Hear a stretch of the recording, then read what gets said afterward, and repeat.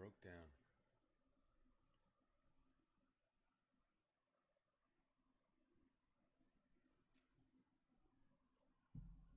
Oh, that's because my monitor's still on.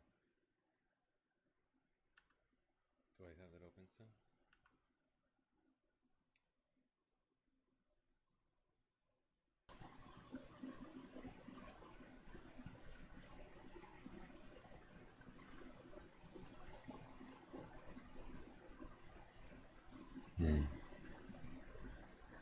This should not be. The noise gate. This is where the close. Right there. 32.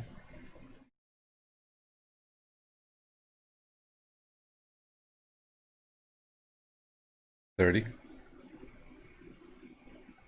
See, 30 stays open. 31. 31 keep open. 31 shuts it down. That seems to be about the good spot.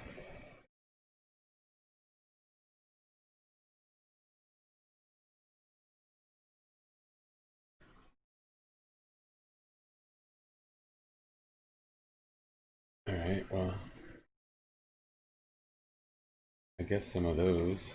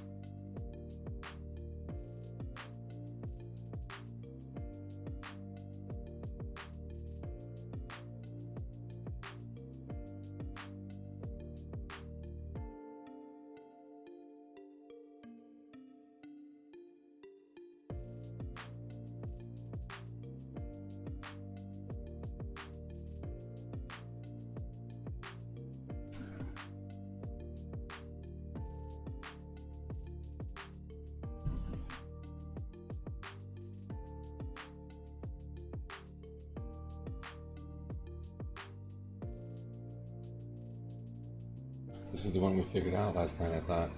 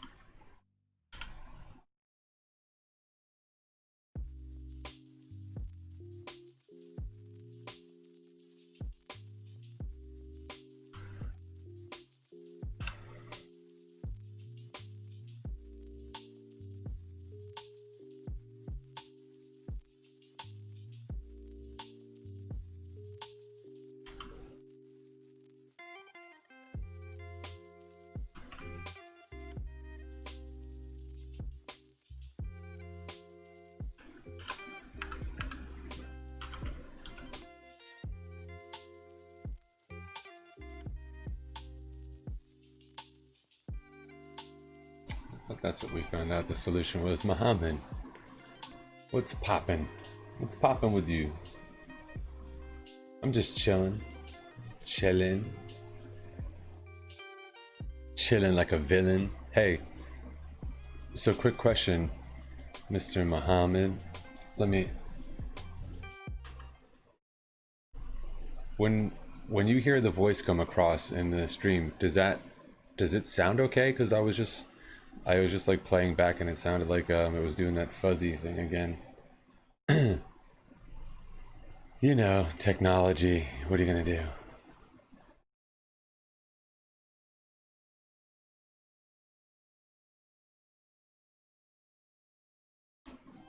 And I turned the music up some, so I don't know. I feel like the music should have been a little louder on stream.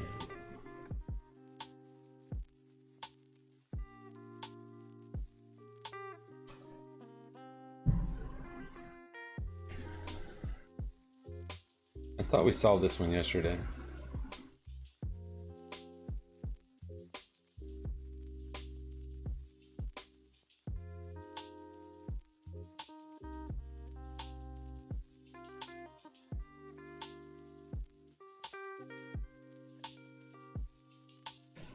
It's just where we left off with the thing yesterday.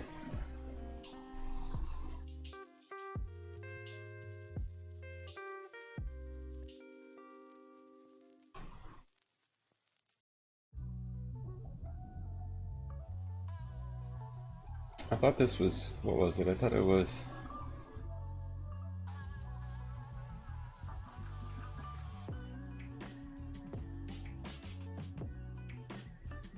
man, I thought this was right. I can't remember now.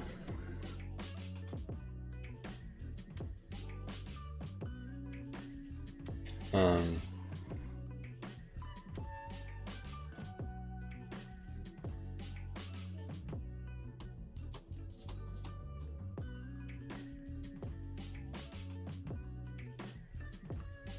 I don't remember this.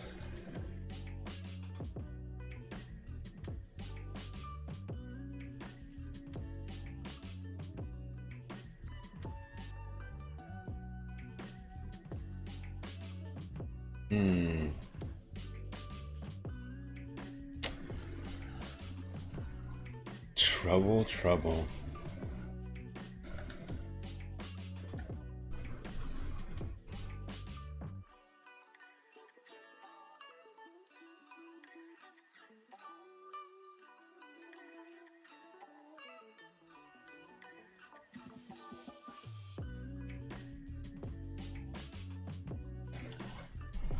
What was this craziness again?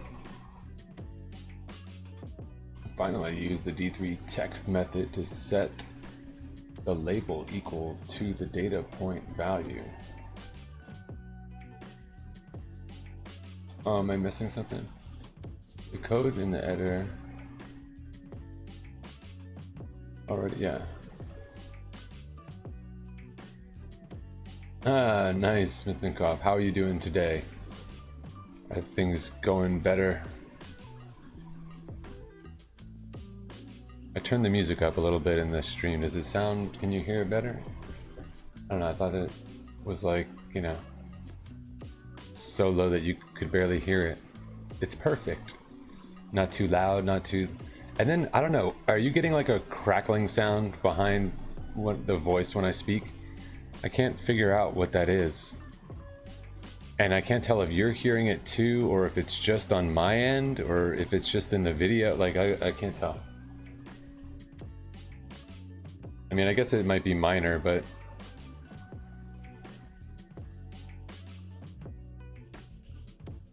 I used to hear it during one of your past streams, but I'm not hearing it anything right now. So it sounds real clear right now. It's crystal, or clear enough. I don't know what that is. There's something definitely cool. Yeah, thanks, Mitzenkopf. I appreciate that. It's good to get feedback because it's hard to tell sometimes if it's like really happening, like when it's pushing out, or if it's just something in the, yeah. How you doing today, by the way? Better? I'm having a pretty good day today, actually. I had a nice dinner with my mom, and good.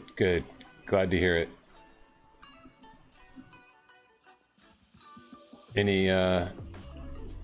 Any leads? Any luck with anything? Just got the crack in the coding interview book and been going through it. You know that there's I guess I could have stayed there actually.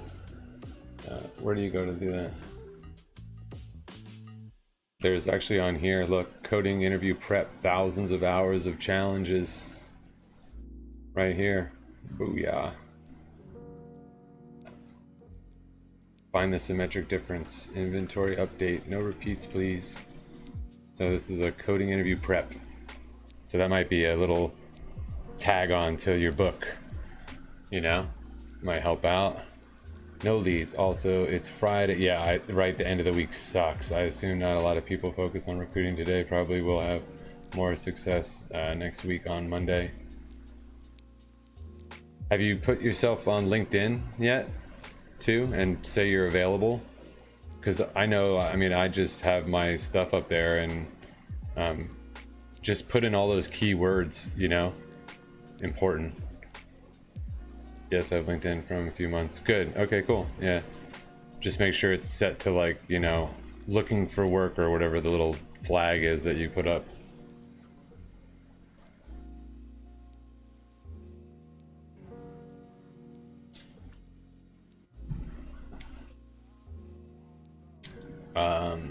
Yeah. Oh wow, there's a bunch of these other things down here. Check it. I've never been to the bottom of the page on this thing. I do think I can improve it, but I don't know how anymore. I look at other software devs and try to take all the best parts from their profiles. Yeah, no, I get it. That is hard because you know what it is as their experience grows, they're just writing in like all the work they've done, right? So that's their, it writes itself, right? I mean, you just, like if you go look at mine, it's like worked on DARPA robotics project building REST API connection for robot out and whatever, some craziness like that. For that's what it says. So it just sounds all like, so then as your resume builds, so when you're starting out, it is like, I can see how it is really hard. In fact, that's how I actually got my web job, was purely based on because like all my actual job experience though was in sysadmin work and stuff, and the web stuff was something I was purely doing like on my own. And so I had quote unquote started my own company, you know, as like a sole proprietor, you know, whatever back then. And so when I applied into this job for the web job, I just put like, you know, my other experience in the system, which I'm sure helped because it's IT related, but the web stuff was all just, I just fluffed it up like, oh, I've done this and this and this and this, like professionally, you know. And of course it was like, well, I mean, yeah, kind of. I built some websites for some businesses and stuff like that. So yeah, I mean, I guess that's, you know, as soon as you get paid to do any work, you're a professional, right? Paid for skill, you are pro. I do think I can. You just read that. Sorry. So yeah. And hey, you know, sometimes I don't want to say I encourage you to lie, but I would definitely say don't feel bad, like maybe pushing the envelope a little bit on, you know, like what maybe you don't know. Sometimes you got to fake it till you make it. I know so many developers that, yeah, I know how to do that. You know, because half the time too, I mean, it's getting a little bit better, I think, but it still happens a lot where these companies put out, you know, these job postings and it's like, you need to know Cobalt all the way to React. Like, who the hell knows that shit? Come on, like, give me a break. They list like 50 languages. Must know all these. Really? Do they really have to know all those? Or you just like grabbed every language in off of Wikipedia and posted it? You must know all this. That's also a good sign maybe of a company you might not want to work for. So just saying. It can't hurt to, especially if you know you're the kind of person that's like, I know I can figure this stuff out. You know what I mean? Like if you're one of those troubleshooters, you know your own, you trust your, you know, you have your own self, you know, awareness of what your skill set and abilities are. You know, maybe just because you haven't done it professionally for a company, like, you know, maybe you fib that in there and you're like, yeah, we're heavy duty MongoDB stuff. Okay. Put on your back account. Say that again. I'm like.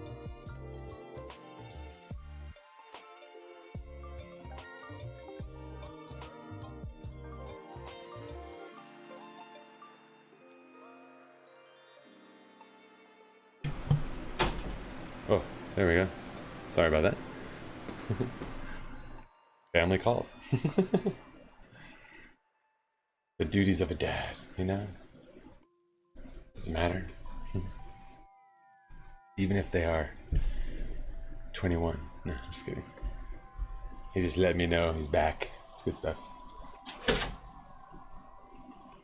And now the dog wants to.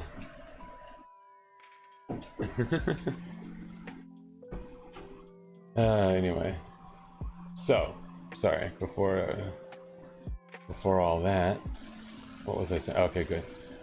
Yeah, so, you know. So what are we doing? I don't even know what we're doing. What are we doing? It's one of those Friday, you know? It's like pop-up stream, you know? Nothing planned, just decided to come on. Let's build something.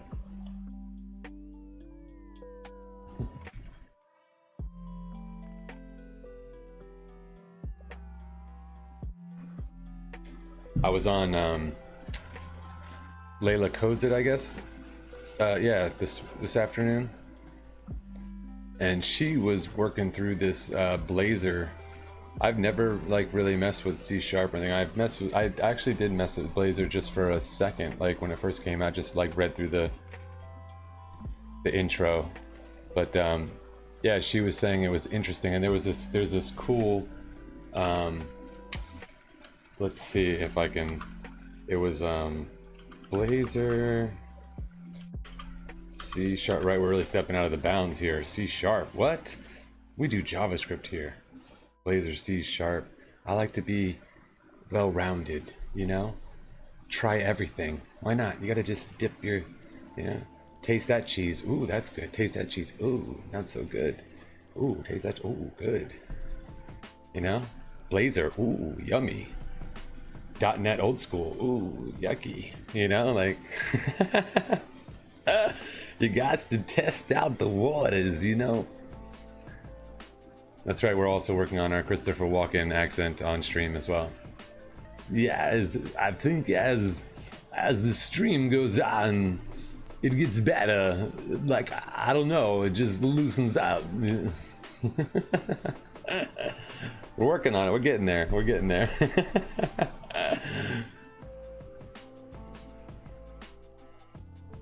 Oh my god. The only prescription is more cowbell. Blazor C#. You make a new repo, you add stuff, commit them, and push them out. Then someone said something about pull requests. I know I can read somewhere on the web about it, but was wondering if you could explain the interaction there. You make a new repo, you add stuff, commit them, and put. We should do that. Why don't we do like I think there's even one on here. But briefly, they're talking about a GitHub repo, basically a Git repository. They're talking about version control systems, right? There's other ones out there, but I doubt 100% that they're talking about Git. Git is the underlying technology, but there is GitHub and GitLab, and there's a lot of version control that are based on the Git technology. And so so GitHub, of course, is one of the real popular ones, right? One of the most popular for source control repositories. So in this is free, so Mitzenkoff, you can set this up for free if you haven't already done that. Just go to github.com and create an account, and then you just create a new repository like right here. So that's what they say, repo, right? So making the new I meant when you are done working on something and ready to, oh, gotcha, and ready to merge it, they do pull requests to inspect your code. Oh, no, I understand these things. Gotcha. Sorry, my bad. I misunderstood. Well, I mean, I kind of just thought you were asking that. My bad. But you know what? I honestly wouldn't mind going through like a GitHub thing, because I know that I don't know but just a fraction of its capabilities. Like I know there's so much more stuff you can do with it, and it's a really good skill to have. Like, it's one of those skills too that I think if you were really good at it, it would really go over big time. Like because a lot of developers, I think, know like the few commands that they need to know how to just get their shit done, and that's it. You know. But I know that there's a whole like ecosystem back there that you can, especially through the command line and stuff, right, that you can do stuff with.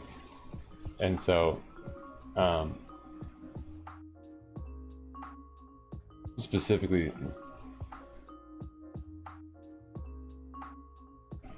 well, yeah, I mean, I guess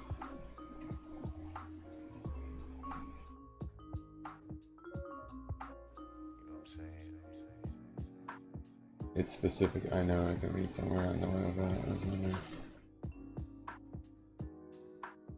Yeah, I mean, it just sounds like they're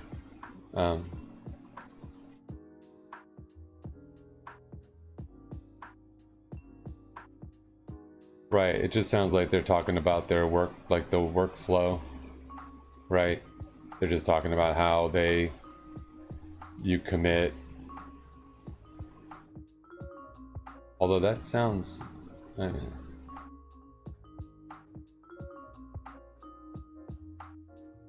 oh, okay, they do like a pull request on. I didn't see anything about them doing like a branch. And are you branching off your own and then? Well, no, it says a merge request right there. So you probably know more about Git than I do, Mitsukoff.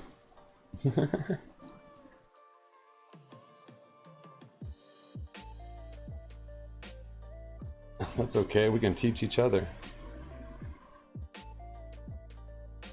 But I actually am curious. I could have sworn, did someone say something? I had to refresh the stream. Oh. Yeah, I was just saying that I think that they were just talking about their workflow, right? Of what they.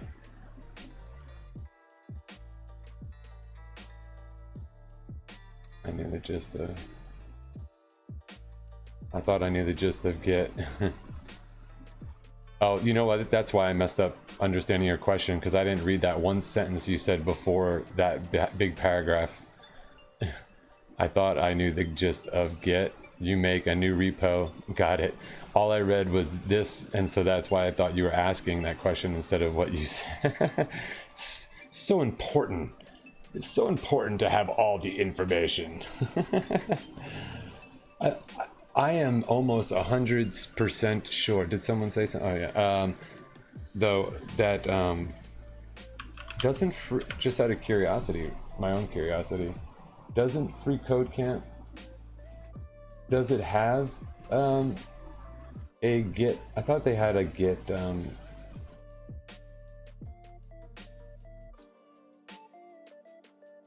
Maybe not. I just thought maybe they did.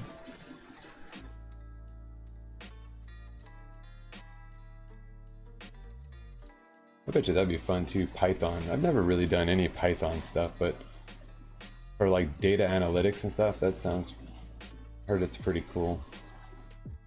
I wouldn't want to like build a website with, I did do one time, I did like a tutorial with Python, right? And did like it was,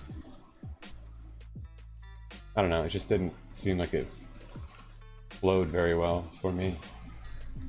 Now machine learning with Python projects, that's cool. Yeah, I guess not. I thought that I don't know why I thought that there was oh, maybe down here. Somebody said something about that they had a really good guide or a really good thing on how to oh, Git right there, Git tutorial. This right here. It says Git tutorial, Mitzenkopf. We both grabbed it at the same time. Thanks, brother. You're my second set of eyes. Git is open source distributed version control. Old Linus giving us Git and Linux. What a good fella. Version control is a system that keeps track of changes to file or group files. Cool beans. So I wouldn't mind knowing a little bit more about what didn't you say you got a book on Git, didn't you?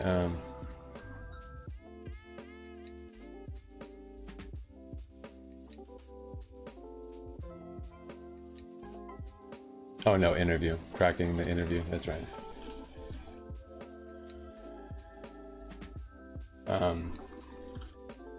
Yeah, definitely I wouldn't mind. Let's see what do they go through. Let's see how much I don't know. Configure the Git environment. So Git config, right? This is the part where you set up like your name and your email, right? There are 3 levels of where these configurations are stored: system level, user level, and project level.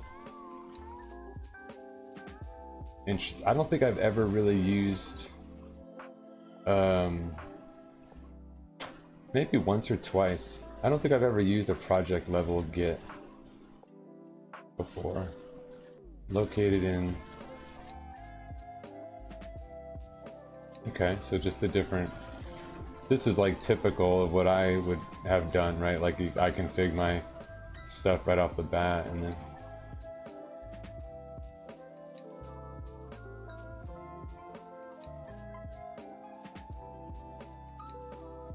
or maybe I wasn't. I don't know. Maybe I'm misunderstanding that. Located in the you should get a treadmill and walk in code and right? Get the I can just walk in place and just kind of like, thank you, Linus. Thank you. I'll drink some water to that.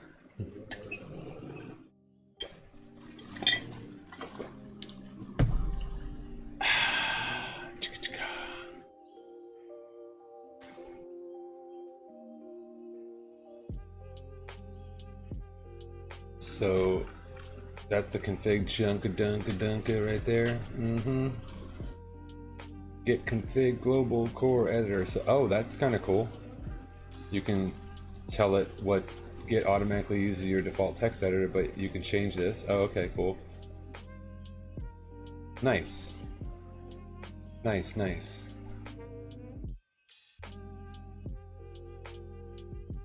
Add color to Git output. You can configure your shell to add color to Git output with this command. Can you really? What is all this craziness? What do they speak of, Mitzenkopf? I don't know why people are so scared of Vim. I love it. He loves the Vim. Let's install an update. Why not? Let's do it. It's been telling me for days. Let's stay up to date. Let's be secure. Do it. Install and relaunch it.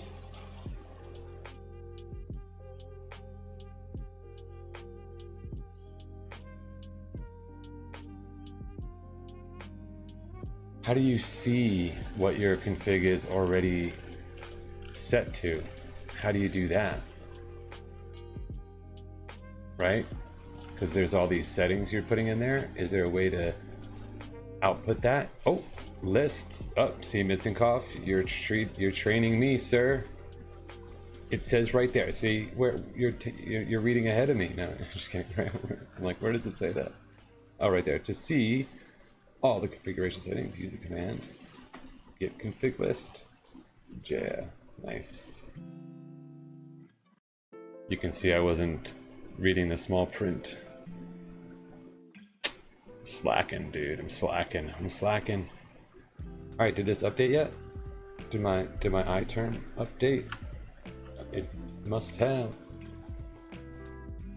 Quit. I guess it didn't.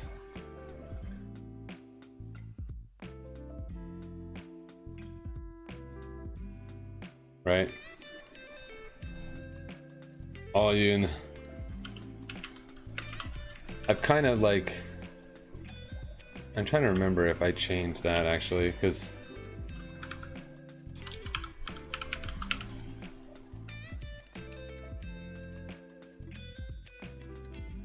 Oh, there's a bunch of stuff in there.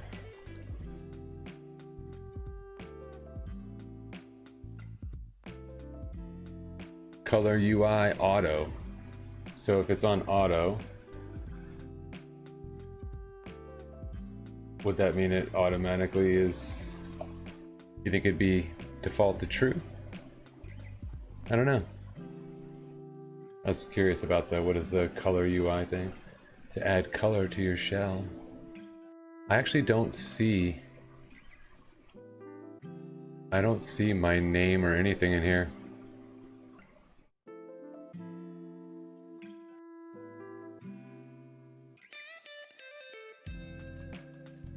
It says, I just turned it on too after reading the tutorial. Now it says true for me. Does it? And is the output changed at all when you do like git status or anything like that? It's funny, I don't see in the git, I'm looking at my git config and I'm actually kind of surprised that I don't see, unless I'm missing it, just like I missed the small print you just showed me. I do not see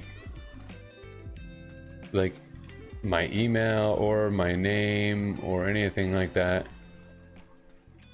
set up in here, which is interesting. So that must mean that all of the git config stuff that I probably, because remember even up here I said I'm not sure if I actually know this correctly. So I said, oh, I probably always do this, but I think I always have done this. Because I would assume if I did a system config, right, then you would see, I would see that in this output that I'm looking at here from the list flag. There is a user.email and there is a, yeah, I thought there would be, because right, that's normally what you set, right? Where was it? This thing right here, right? User email, username. Those are global configs and they usually do the first time you work with Git, right? Yeah, right. When you output yours, is that like something that, well, it's in alphabetical order actually, huh? Oh no, maybe not. Well, it kind of looks like it. No. Yeah, where does that, they should be out there. Mine show up when I use the command somewhere in the middle. Yeah, I was like, that's what I was gonna ask. I'm like, where is it roughly? I was like, because maybe it's just my eyes, you know, maybe I'm not seeing it. But I would think that that would kind of stand out. I have a lot of alias.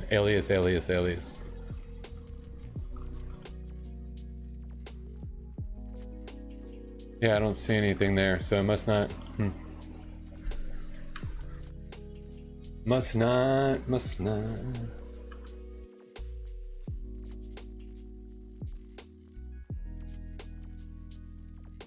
Okay, well, you know. I guess, again, that must mean that maybe...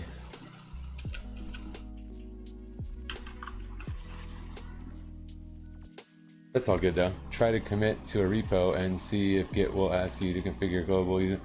Well, I know it'll work. I've committed plenty from here. It's set up through with SSH to push to my GitHub. But I'm thinking, I think I've always maybe just done like a local. I think I don't even do the git config. I normally just do like git init on the repo that, or on the directory that I'm in, and then I'll do, you know, git remote add origin, boom, the GitHub repository, you know, and then do the whole git push and all, or get all the git add, git commit, git push, all that shit. That's what I do too, but it still asks me to configure it the first time. Yeah, it never does. And I'm wondering if that's because the SSH stuff is set up. I mean, because I have a trust between my system here locally and the GitHub repository, so maybe that's why. It's got the authentication already there, so it just doesn't ask for it. Yeah, that's what I think it is too. Because when I do to push, right, it prompts me for my RSA like password, which is to authenticate my token, right? So that's why I think, I guess the config is not necessarily needed. If I was doing it HTTPS, maybe that.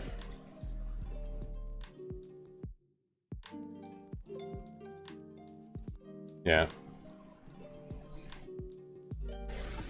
So anyway, well, that was a long way around that. Git does not equal GitHub. Yeah, we talked about that. But I was just looking to see if there was any anything that really just stood out that I thought that was it. There wasn't a lot of, nothing too crazy in here. This is just normal. Like they're like, here, read the Git help. Don't ask us. That is kind of sometimes the best way, huh? All right. Yeah, no problem. It's a cough. See you in a minute or 20 or whatever. It's all good. Just come back. No, just kidding.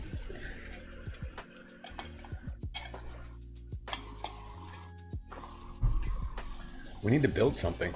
I got told that I should write a blog post about the Twitch bot with the Twilio integration, but I don't think that's something. If I was gonna do it, I would do it here, because this is the go-to instead of Medium. No paywalls here, pal. Dev2 is the what? My internet's running slow tonight. That's so weird.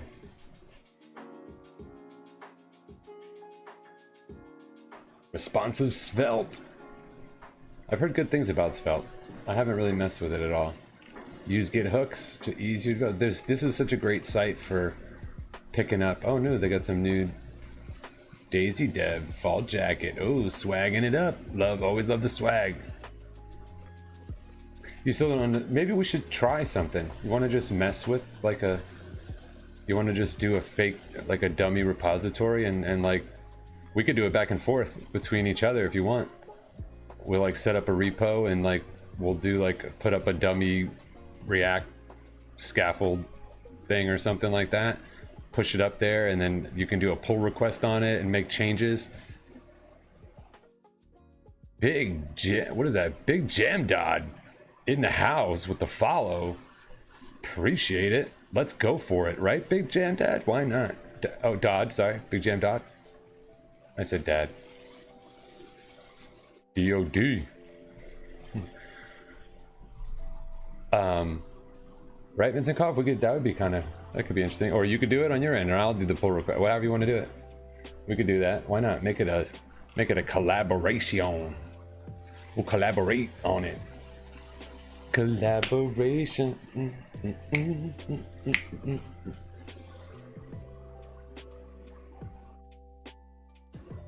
Big Jam Dodd's down. We could do it. Me and Big J. We'll go and get crazy here and be like, what's up, GitHub? Hook me up. Let's create a new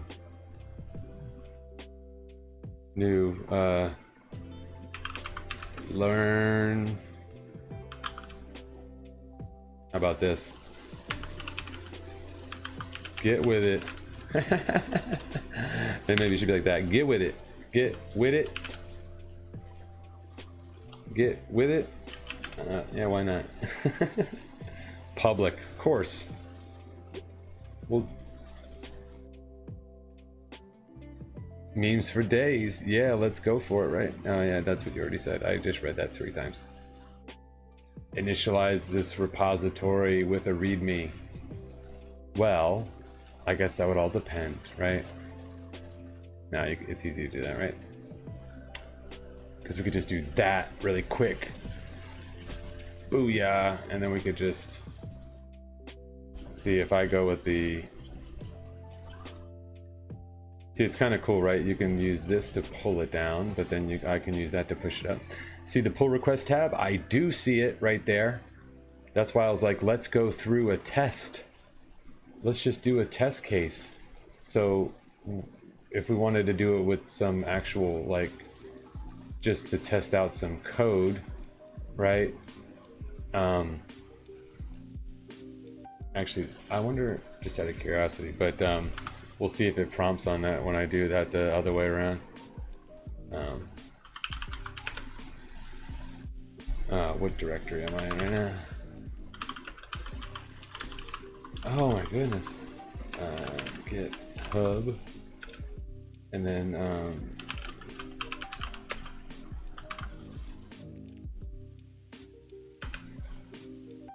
boom. Change into this git. No, that's not it. Change directory. Git with it. There we go. And then in here we could just do like, just do a quick, right? Oh wait, isn't it like create React? Something like that.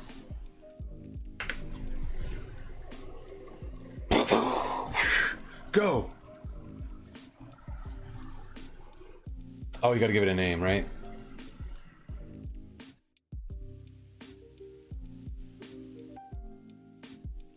Project directory, for example. Yeah, okay, fine.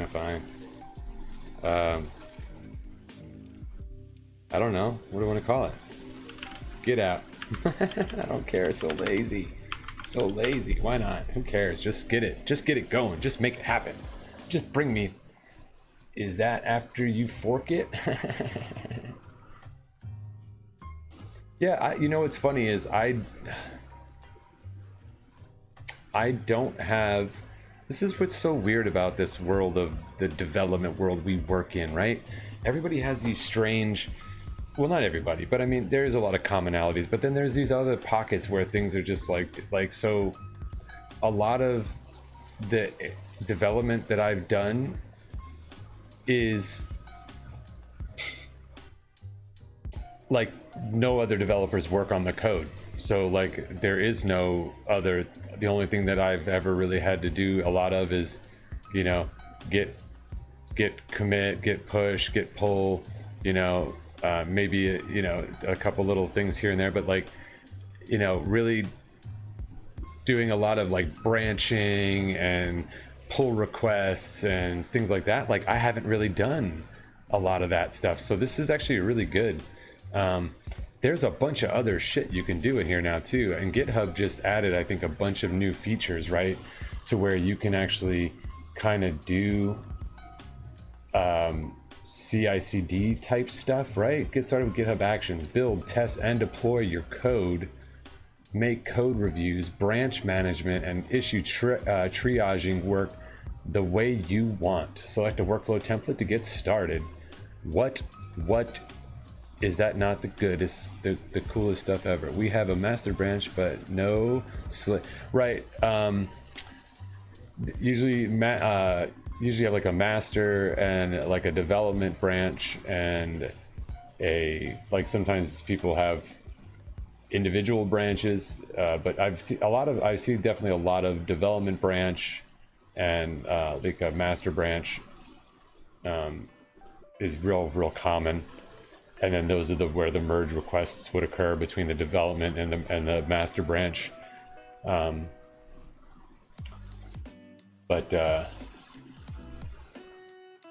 It's funny you brought up, well, not brought up, but you wrote master and slave branch. There was actually a big kind of,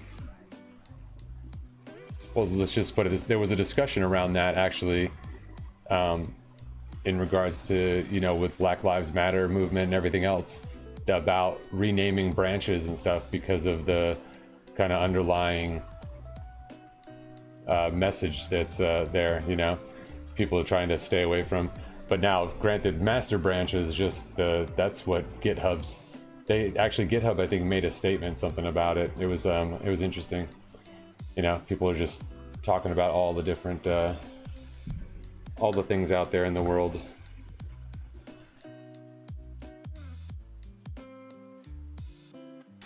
I kind of think I heard they were going to. They were gonna call it like main or something, like main branch, which I don't give a shit what you call it, you know. And it's, you know, I'm kind of like, if it bothers you or it bothers enough, like a group of people enough, then like it doesn't bother me. Like, change it. I don't give a shit. Like, if it makes especially if it makes other people feel good, you know, why not? Well, to be fair, calling it main branch wouldn't really be such a game changer, in my opinion, right? But who am I? Yeah, right. I'm like, call it whatever you want. It's all good. I just be good to people, right? That's the core thing. Just be good to people, right? And let's just try to get along, right? You don't have to like everybody, but just kind of respect everybody, and you know, just let them do their thing. You do your thing. It's all good, right? It's pretty simple. When people want to get involved in everybody else's shit, like, just stay in your own shit. Don't you have enough shit to worry about? Like, don't worry about what other people would. Yeah. And again, you want respect, so just respect other people, and it makes life go by a lot better. Why I converted from Vue to React? Oh, because I don't like the way Vue works. That's my honest opinion.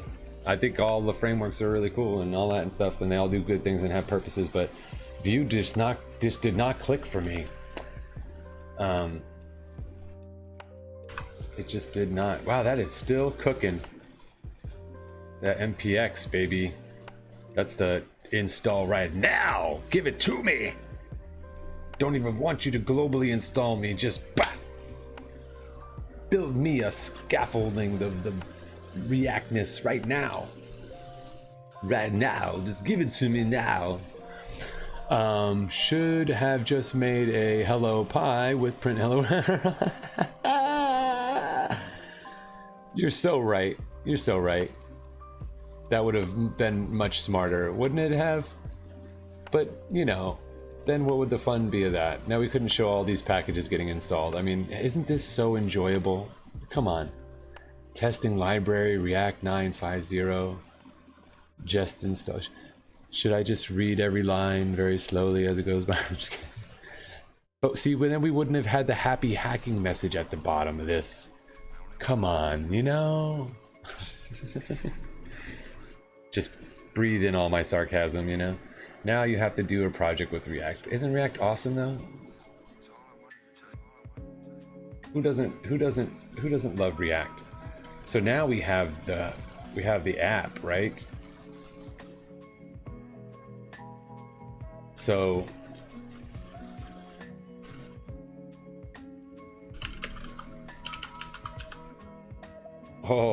that whole thing needs to be in there. I don't know, I've never done anything with React. Ooh. Me too, never done anything with React, Big J.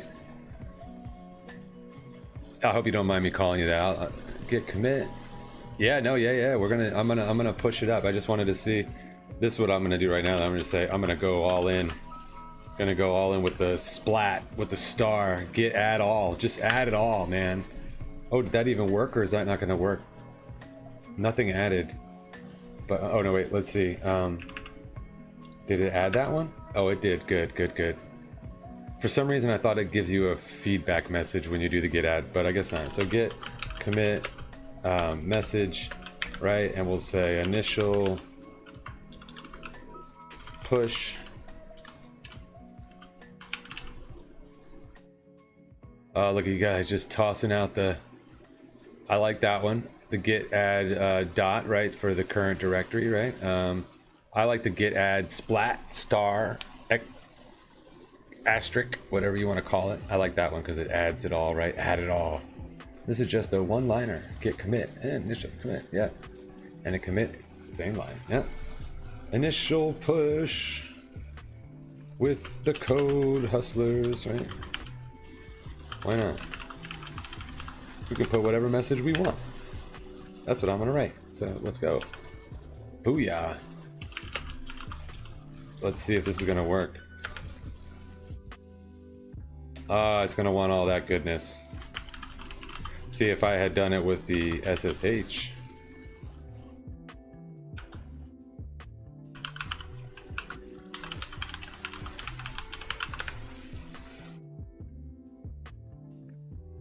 Yeah, I know, you see my email. Spam me out, it's all good. Email me. Google does a great job of filtering out spam, so you know. Add and commit in the same line. If you do the global config, you would need to do this, I think. Yeah, right? But we got it. Simple enough, right? Boom. You can do username, password. We could have done the, if I had pulled this via the SSH, right? This one. If I get cloned from that one, then when I did the push, it would have asked for my RSA and used the token instead to do the, so now, right? Word up, this should be, right? We should have some code in here. Git app, hey. Look at that. Although it does bother me that it's like one deep and then deep again. It's all good. But right now, let's see. What do you do? What are we gonna do? Figure out what a pull request is.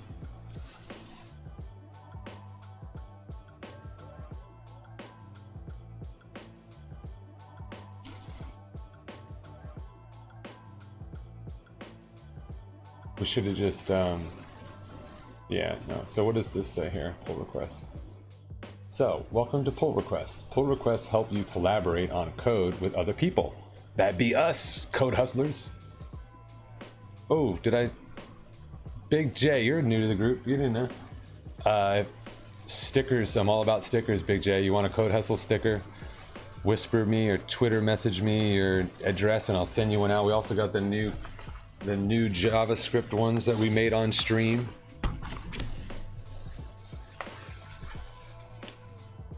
These look funny in the camera though. They look weird because of the way that the green screen. It's like, but they almost look transparent. Look, but you can see them on Twitter. Anyway, it's funny how those ones don't show up, but the other ones show up fine. Let's check it. 1, 2, keep it on. 2. Or the Code Hustle stickers. Hey, let me know. I like to spread the love, you know? We're building community. So anyway. Nice.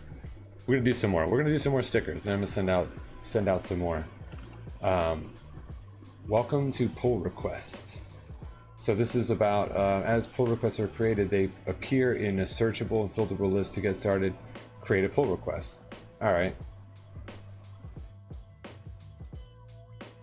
So I mean, I guess I could write. Can I do my own? Can I pull requests on my own thing? Or should I just let one of you guys go do it, and then do something different to it and see what happens? And I'm like, and let's see what happens, right? Why not? That's how you figure this stuff out, right? Just go mess with it. I was gonna just go up with it, but trying to hold off on the heavy duty profanity, you know. It's my my old army days. Although I can't use that as an excuse anymore. It's too long ago. Back in the day. Big J, tell us a little bit about yourself since you're new to the stream, if you don't mind. What's going on with you, or whatever you feel like sharing? Where are you from? You from the U.S.? You from another place in the world? What you into? JavaScript, web stuff, you know? Like to hear a little bit about you. Nice. We have quite a few UKers in the house. Yeah, I think it's got to be. It has to do with probably the time, right?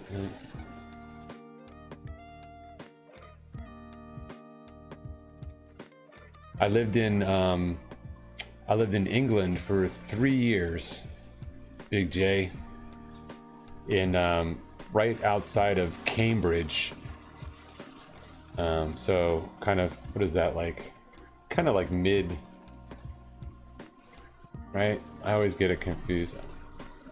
DBA backend developer. Nice, nice, nice, nice. Yeah, we went to Cambridge Uni. Nice. Yeah. So are you familiar with the little town that's like about 18 or 20 miles outside, called St. Ives? There's two St. Ives in England, which kind of confuses everybody, but one of them is way down on the coast. The other St. Ives is a nice little market town that's kind of outside Cambridge. And so we used to go we used to go to Cambridge St. Ives. Yeah, nice. It's a nice little town. Yeah, loved it there. Lived there with my wife and 3 kids, and kids went to British schools. Was really awesome. Can't say enough about it. Cambridge was fun to just go and walk around down there and go to the markets on the weekend, and it was just a blast. I encourage anybody, especially Americans, to get out. It's easy to travel when you're in the UK, right? I always tell people, just get into somewhere outside the US, right? Especially like get into the UK however you can, cheap as you can, and then Ryanair it, or get on one of the, the budget airlines. And because I mean, we used to fly places, they'd be like, pay taxes only. Like you pay like $30 to fly to like Spain or something. It was nuts.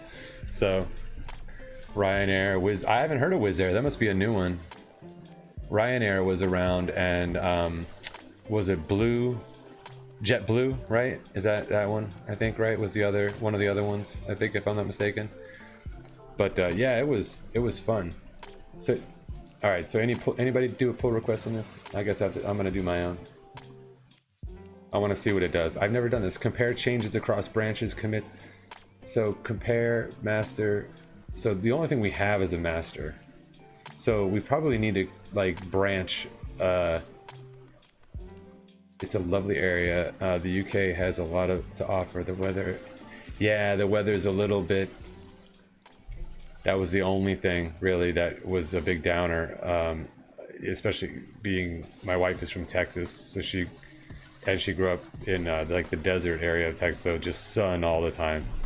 So it was a little bit of a, but other than that, like the experience to be there was just amazing, to be exposed to all those different. I mean, I was saying it the other night actually on stream to somebody else that was from the UK, and I was like, you just realize how like young we are as a country here in America. We're barely about 300 years old, right? And the town that I lived in St. Ives, like while we were there, celebrated its 900th birthday. Like 3 times the age of our entire country. It just kind of puts things in perspective a little bit. You're like, damn, wow. Like, I don't know, it's just pretty wild, when you start to think about like I'm touching this building that's like 1 billion years old. So it's so wild. But yeah, going to all the castles and all that was just awesome. We need to find a good Git. Does Wes Boss's thing? I saw the other day that he had a command line. Sorry for rubbing my nose there. I swear I'm not picking it. Pick away on the stream. Pick away, pick away. Command line power user in the His House free course. Does this go over Git stuff? Because that would be cool. How dare you touch your nose? India Kilo 13 in the house. How are you doing? Oh, look, Git, and Git. That looks like a lot of Git stuff. What does it talk about? I'm really interested in, look, oh, here we go again. Does he break it down where it just says like, here's Git stuff. Pimp your terminal with themes. Create a custom prompt, integrates with Git. I just want to see like the Git commands, npm methods, and whatever. Get the most out of. No. This is probably not going to be the best. Okay. But this would be good to go back to. I just want a straight, like, this is Pimp Your Terminal, right? That sound. Wes does fun stuff. He's always doing good. He's got phenomenal courses. I told you, I still have 2 of his courses in the. What's the word I'm looking for? I always say, like, in the wings, right? In the wings. Which makes. Anyway. Get.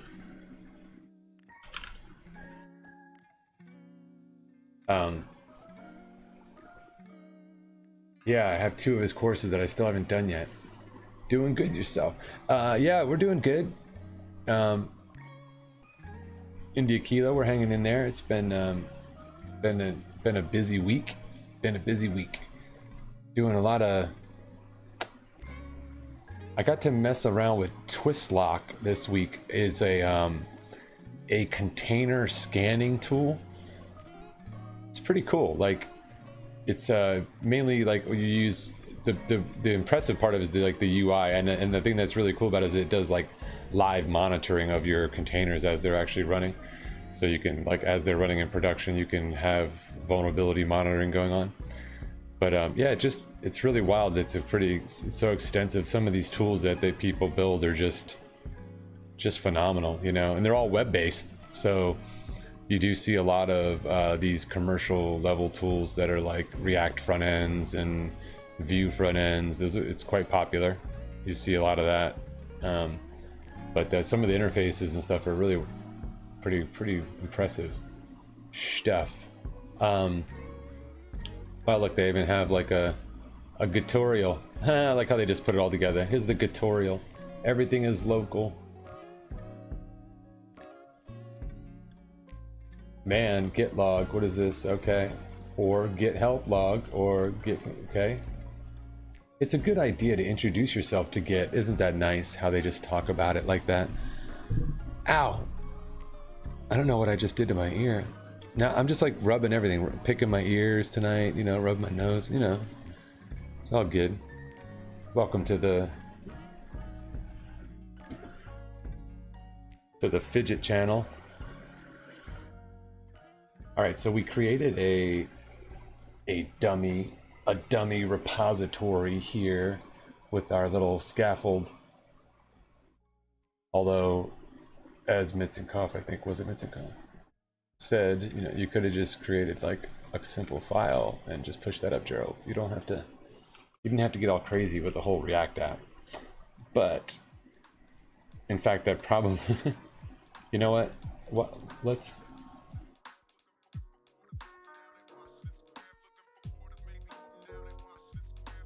do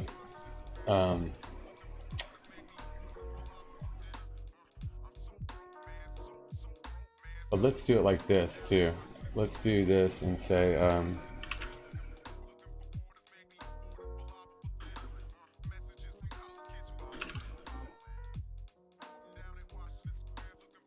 because if you do it without a readme, right, it'll let you. So like if you happen to have created a,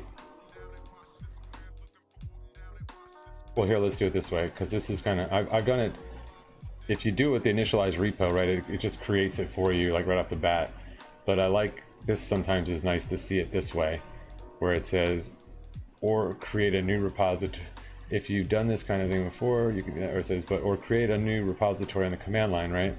So you can do this, or you can push an existing repo, right? So I think this is kind of interesting. You can,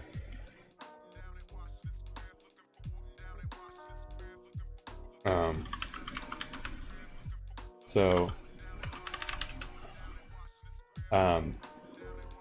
now if you had created a directory in here, right? Make directory, and we'll call this one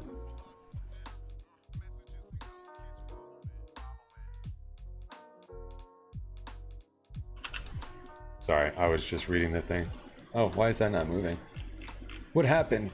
Pimp your terminal. Okay. So make directory git that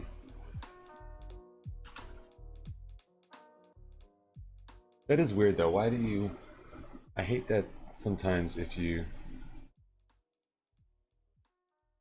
Oh, right. So hold on a second.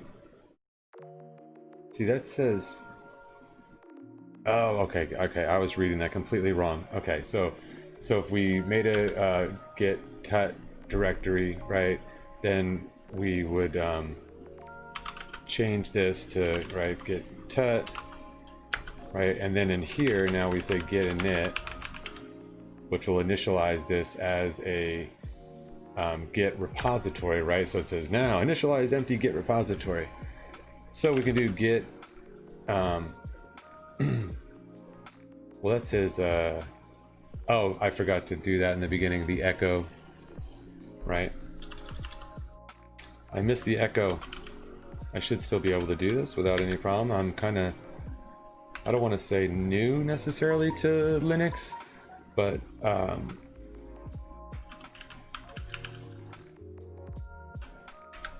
so this is going to basically create a README file markdown, right, with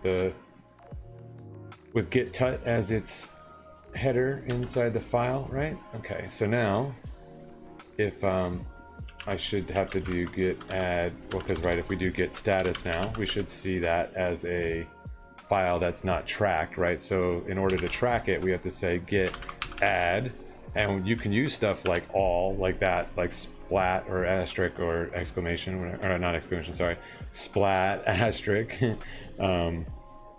star, all the different names I've heard it used. So we can do that, right? To add everything, but a lot of times you don't necessarily want to do a commit of every, because the whole idea, right, and I've seen a lot of this, and I'm super guilty of this too, right, where I just work on a bunch of stuff and the whole entire time, like I'm never doing git commit, because the whole idea of doing all that, right, is to keep a kind of like on, like after certain blocks of work that you've done, you commit that work, move on to the next thing, commit that work, right, and then now you have all these tracked history of like the work that you've been doing along that time, right? And so but I know I'm super guilty of just doing all the work and at the end just being like, yeah, git commit message, added a bunch of new shit, and and then like push it all, adding 500 new things. So that's not really the ideal way to use git.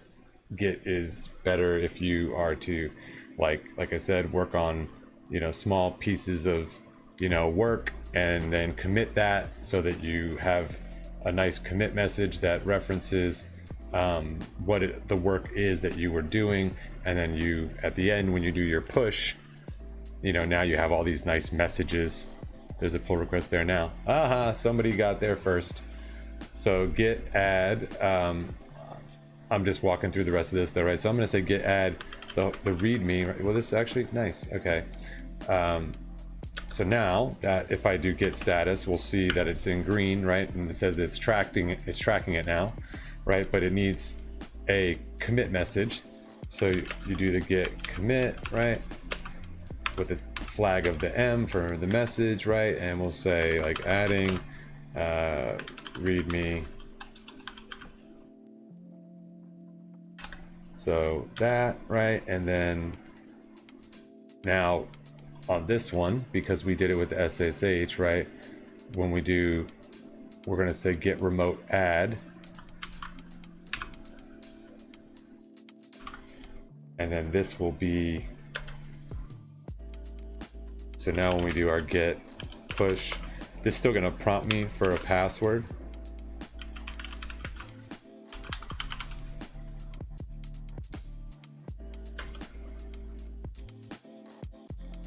But now you see it says enter the passphrase for the key.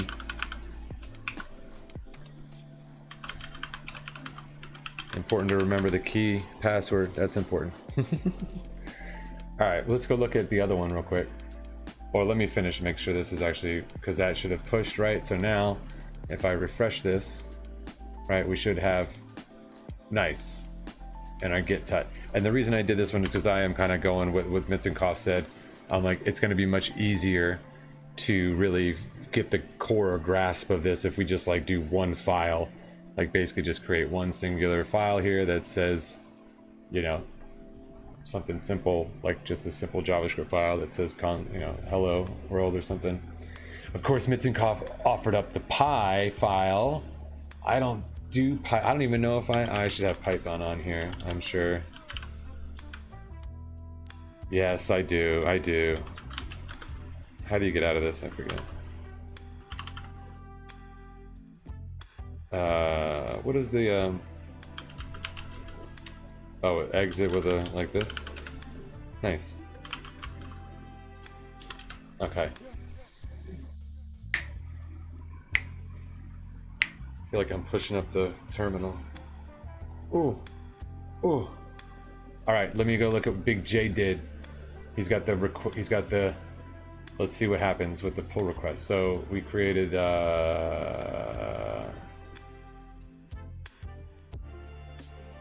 get with it, right? So there's the pull request. We see a little 1 there. So update readme. So this is what we get, right? So it basically says, hey, I've updated the readme. Is that okay? So that's what that's the pull request is that Big J is saying like, hey, I see something I want to, like a lot of times here in this issues tab, right? You can track your issues. So let's just say one of the things in here happened to say, you know, update the readme file, right? And so then Big J comes in and goes, oh, you know what? I actually know what the readme file needs. It needs the instruction on how to do this. So I'll go and update it. So he'll put a pull request in to the owner of the code and say, hey, do you mind? I'm going to pull request that. And then now, right, I'm kind of just, correct me on some of these because I'm kind of just talking through it myself, right? That's the comment I filled in. Yeah, right, Big J, that's what you put. Andy Bunn.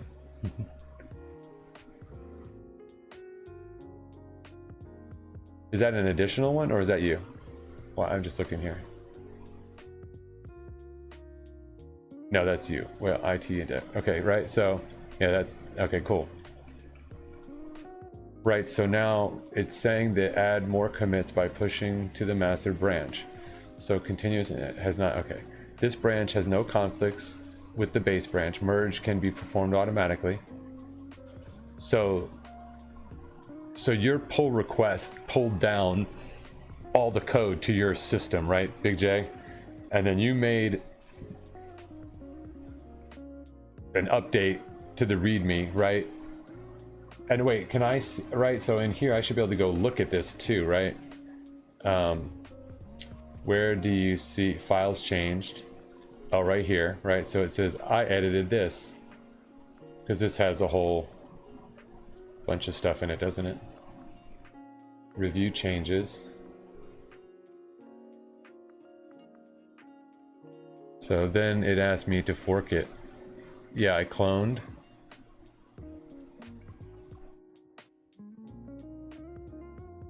Now, did the clone occur like when you said pull request? Was it in that the like cloning happened, or because I don't know what happens in that process, so I was just kind of curious. Is that what happened? And then then it asked me to fork it. No, I cloned it low. So you just did a low. So you just did git clone, pulled it down, and then you went up and said pull request.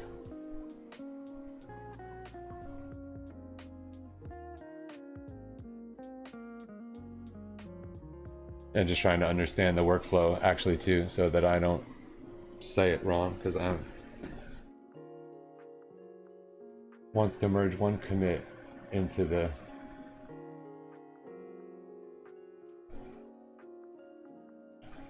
so then you can I can do stuff here, right, where I say feedback and approve merging these changes, so you can just do all this, right?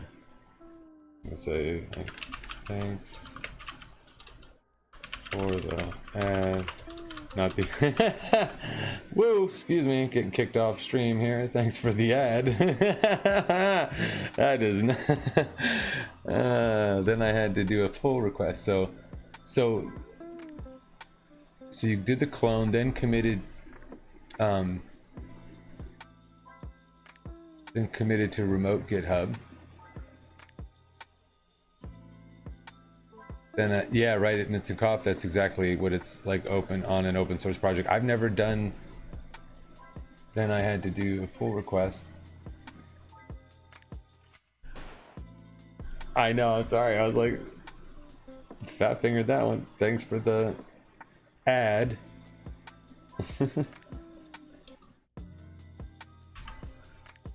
Right, so then if you do like approve and just submit approve, does this go right through? Does this auto approve it? Changes approved, or you have to still do the... You made me cry from that. Well, I'm glad I could at least entertain you before I get kicked off. Alright, so I hit the thing, and so it's saying merge pull request, update readme. So now if I do this, right, this should be... Now it says it's merged, right? And so now if I go back over to my code, right, and oh wait, yeah, it's this one, right? See, there it is. I edited this.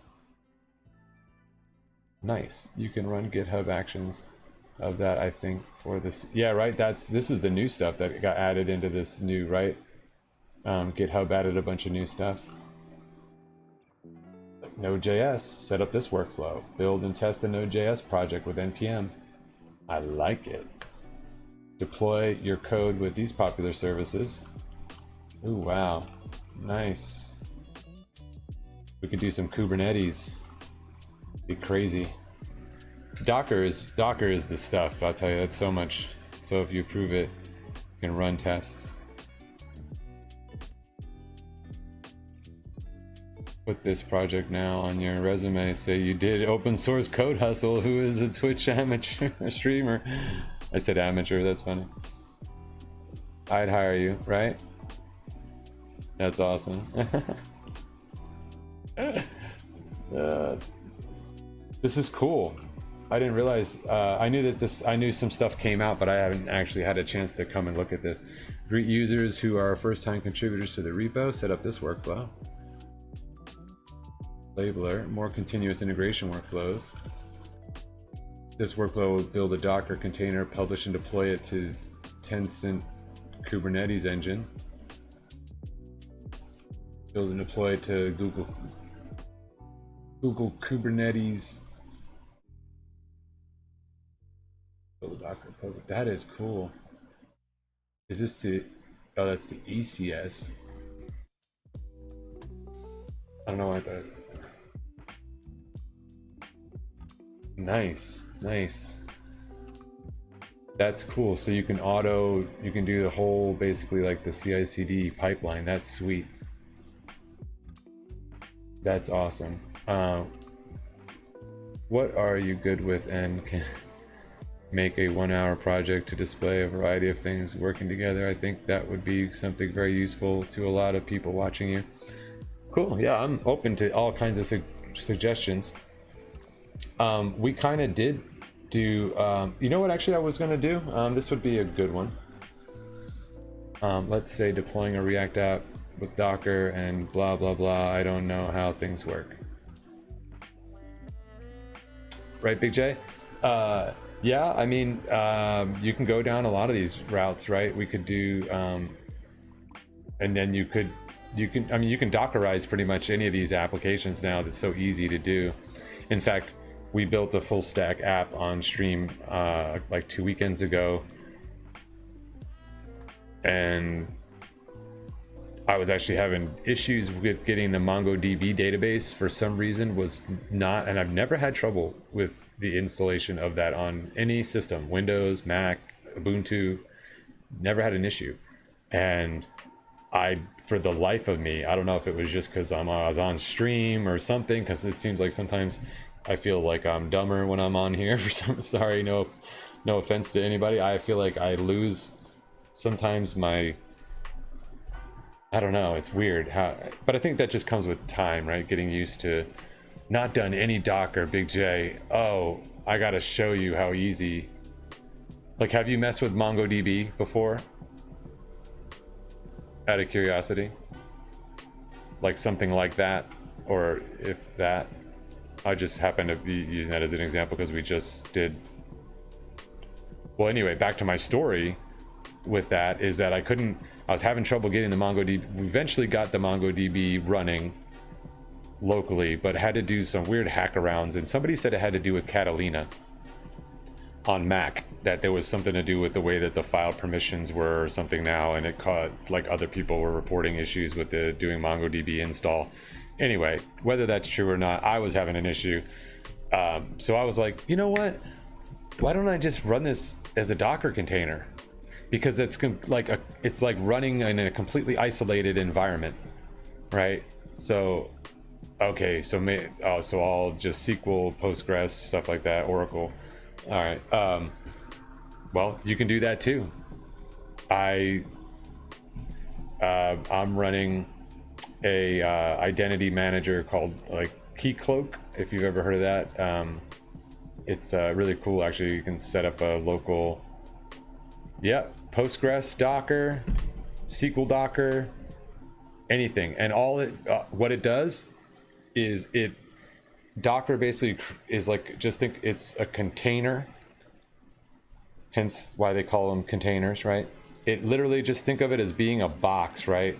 And inside that box you have SQL, and it runs inside of there, and it has everything it needs to run on any system. So you can just pass it around to like a Windows machine or a Mac or server, and as long as that machine that you run it on has the Docker daemon, right?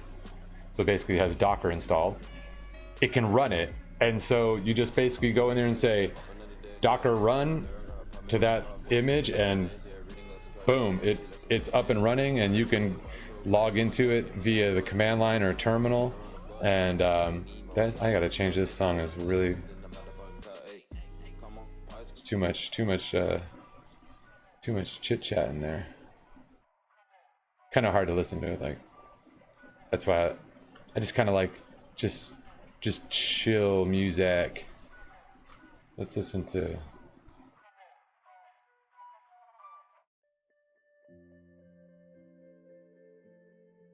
So you know, it is you can kind of think of it like VMware, but it is different. It has to do a lot to do with like the resources and how it leverages. So it's a lot lighter weight, you know, and so it's so easy to just. So let's see if I actually even have. So like, here's my little Docker thing up here, right? You can open up the dashboard. The dashboard will show you. It seems like you can just bypass operating system restrictions. No, it's all because everything happens inside that container. So the container is inside its own like security box, if you would say. No, I mean, there's always ways to break into anything, right? You can harden containers though, like that's what we do at work. So after you can, you know, add security and harden the containers, as they call it, just like you harden systems, right? But yeah, so this is a MongoDB database right here, right? It's not running, it's off, but I could kick it off here just like this, right? Or I could have done in the command line, I could have run, right? And basically it should, you'll see it, it'll just come up here. In fact, it's already running. That's how usually quick it is.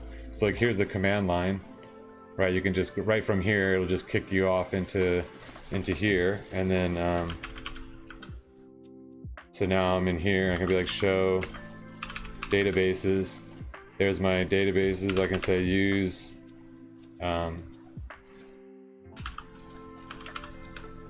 so there, and say like DB. I think I have users done, something like this. So there's my This is the, hopefully that makes it a little bit easier to see. But do you see how easy that is? This is just this is this is a database, so just like SQL or Postgres, doesn't matter. Just because this is MongoDB, no different. This is a database running in a Docker container.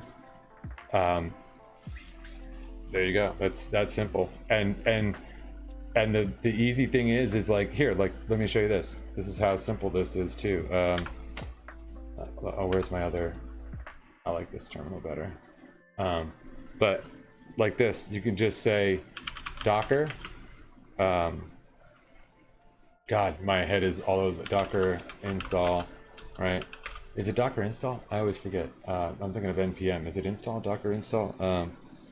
Here's what's great. You can just always do this, right? What's the Docker help?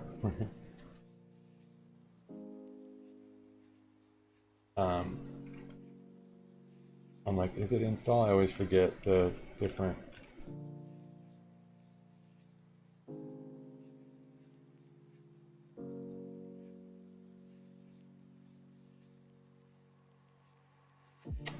No, it's not. What the? Why can't I think of what the pull an image or?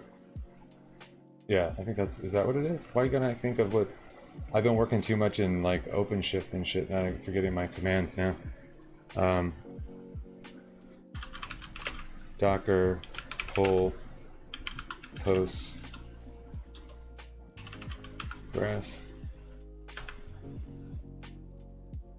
So you see that? Big J. So do you need to set up disk and memory like in me? No? Watch. Here we go, right? I have Docker running. All I did is go out and install Docker. Not right now. That's what I did beforehand. So just go to docker.com, whatever, install Docker, or go do it through if you're on a Mac or whatever, you can do brew install, or you know, if you're on something else, just however you get your packages installed. So you just install Docker, right? And then now you have the Docker engine running on your machine. So now you have full-blown access to Docker, and Docker has all these. So if you go up here to the Docker hub, right?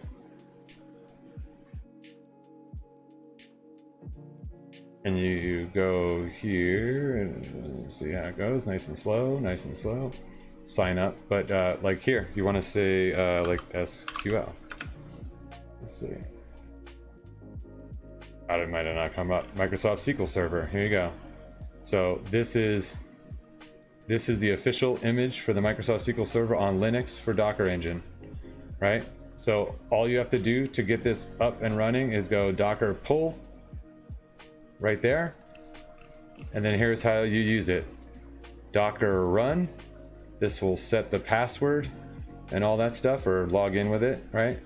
Run it on the ports that you want, and you're off and running. And then you can just use it just like a regular, because it gets its own IP address and everything else, and you can just talk to it just like you're talking to any other database.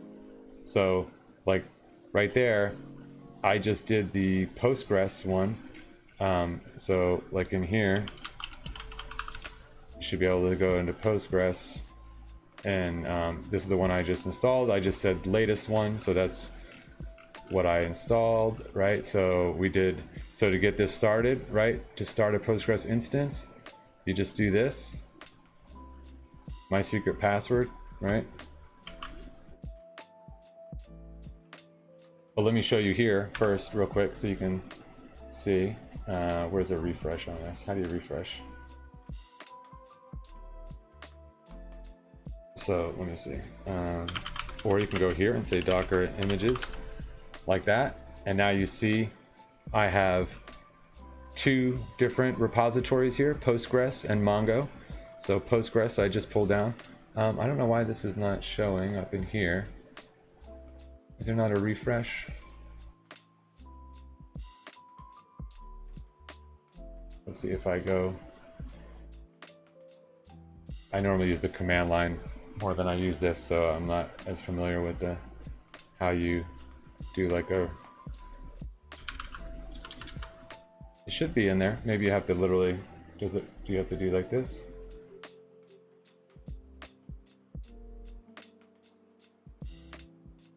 well, you can see it right there, right? So, oh, weird, that's weird. I wonder why that's not showing up in there. So then you should be able to just say docker run like that, right? And they're using password of my secret password. Okay.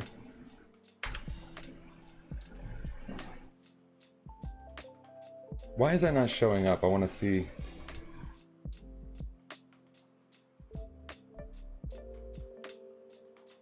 And do they tell you how to do? I wonder if they tell you how to do the But yeah, that's the whole thing. Is these containers are basically like kind of like you said, like VMs, but it's just they're just a lot easier to just get spun up, and then they can be distributed anywhere, you know. And that's the benefit, is that you really, it doesn't matter what your operating system is, as long as it's got a Docker engine installed on it, it'll run, you know. So it's just I'm trying to see why that's not showing up in, because typically that's like the easiest way to get into the terminal. Docker, what is the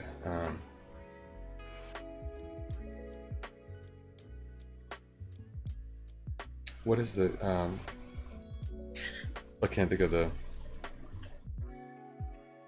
is it container? No.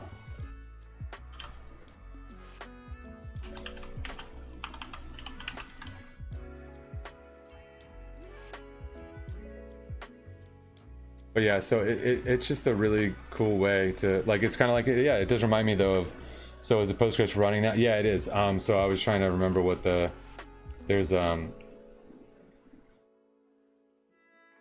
way to see, and that's why I'm like, normally without having to install, yeah, that's it. I didn't have to install anything. It just did it. It just runs. It's actually up and running. And I wanted to, I don't know why it's not showing up in, of course, right? Demos.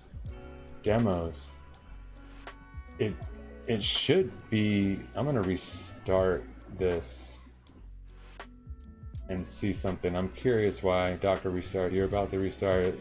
Yeah, I know it's gonna stop all my running containers. Darn it, my MongoDB shut down. As you can see, right? Killed it right there. But as you saw, just like that, right? Okay, so just to kind of show you the proof in the pudding there, Big J, right?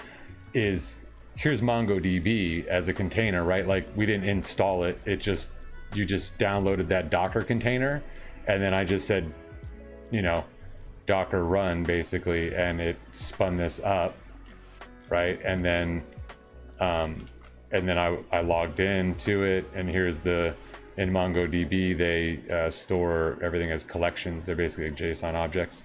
So like, but here's all my databases, right? And I didn't install this MongoDB. Like if you went to the website and installed MongoDB, which is how you typically, right? You normally come here and say, oh, okay, let me go here in Mongo and let me get the whatever, start free. I think I clicked on the wrong link, but here. I'm like here, like this, right? But they even talk about it in here. They're the ones that created their container. So, yeah. So normally you would install like the community server or enterprise if you were doing that, right? And so you just sidetrack all that. And the cool thing is that you can then install like a multitude of Docker containers that talk to each other, right? So that's where you start getting into microservice architectures inside of Docker, or in containers in general, because Docker just is the most popular, but containerization is just a technology, like virtualization was a technology, but VMware just became the most popular, right? There's other virtualization technologies out there, but so just like that, Docker is is the most popular, but there's other things out there that does containers. In fact, container containers has been containerization technology has been around a long time inside of the Unix world. It just has got popularized, you know, and stuff, and leveraged in a different way. So they but yeah, it's just a really I think it's a really cool way to be able to, especially like as a developer, like you can just spin up things. Like if you needed just like a Firefox browser and you just wanted to, you know, to do it in a container, you can do that. You could have a bunch of different testing, and that would be beneficial if, like, let's say they don't really do that. It's hard. I mean, I'm trying to think of even an example, because I was going to say something, but you know, all modern browsers run pretty much on every platform. But you know, there used to be the days where that didn't exist. I'm trying to think of a piece of software now that, but that's the thing with the container, right? Just like VMs, is you could say, oh yeah, make this a Windows machine, so you know, run that. But this instead, like you're telling Postgres, or you're telling, you know, this thing, like this needs .NET to run, and then the Docker engine understands how to run all that stuff, which is the magic, you know. That's the magic. It's like, how does it know to run this as a Windows? And it just does. Or how does it know to run this as a Node.js application? You just are telling it in the thing that this is Node, and it just knows to use it. You know, it's pretty cool. Yeah, you can put up, you create your own here if you want, create your own and put your own Docker Hub stuff up if you want, or you could, trying to think of where else you guess you could,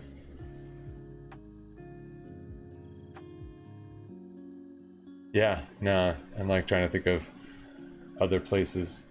I mean, Docker Hub is really the main place that everybody, but there's container registries out there all over. Red Hat has their own, you know, people are hosting their own, you know, like the Air Force has their own entire container registry, or the hardened containers. So they'll take like something like GitLab that's in a Docker container, and they'll harden the container. Unexpected error in the house. Are security conscious? You can have private container registry in the cloud. Yep. Like Azure Container Registry. Yep. Or AWS ECR is another one, to tack on to like what unexpected error is saying. It's basically, I guess, like Azure's or AWS's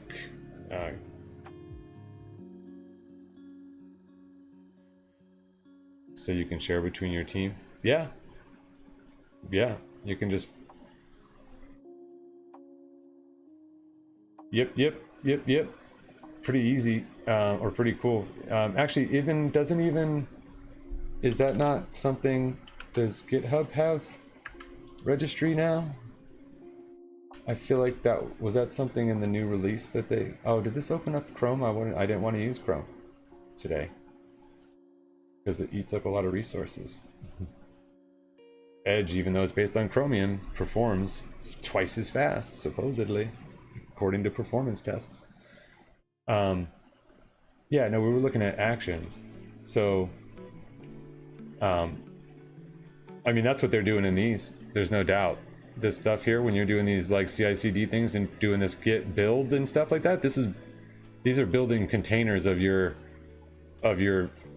application and pushing that out. That's right. I don't think GitHub, right? I didn't know if they actually had a registry or not, unexpected error, but it made me think they might because of this new stuff that they're doing. But I mean, you know, it's see that, wow, they even let you write your own. That's cool. That's cool. So let you write your own YAML files here to do the pipelines. That's nice. So see here, like this big jam dot, like that, this right here, this Ubuntu latest, right? It's telling it the type of runner that the job will run on, right? So it's giving it its like base configurations of what it needs to run this thing, and all this stuff is going to be like building out containers to push up.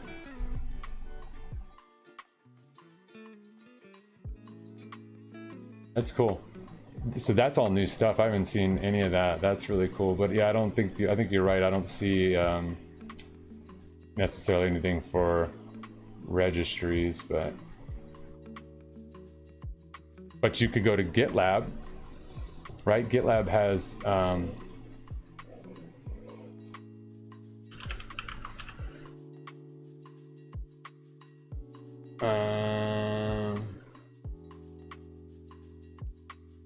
what is GitLab? Was that a site that I did? I don't even remember. But you go to gitlab.com, right?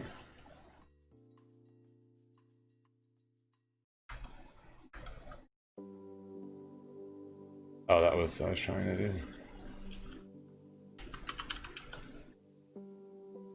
I can't type.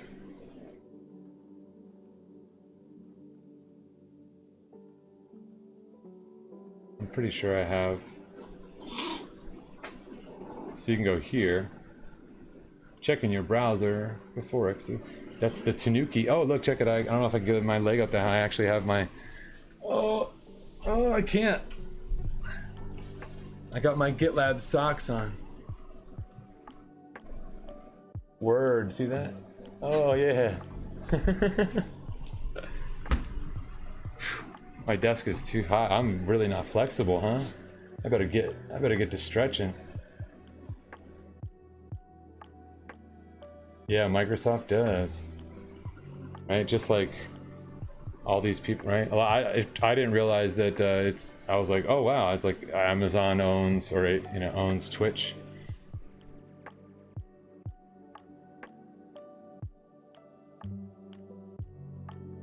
It always does that weird thing where it like freaks out the camera when I mess with it, like, or something. You see how it like jacks up the. Isn't that funny? It's like, shh, come on, refocus. Oh, maybe it's just jacked. Here, let me crash the stream.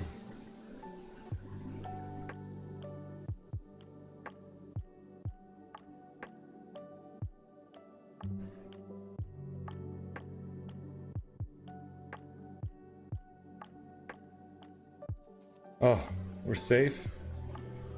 No better. Still a little fuzzy there, huh? It's funny how that happens. I guess the nighttime.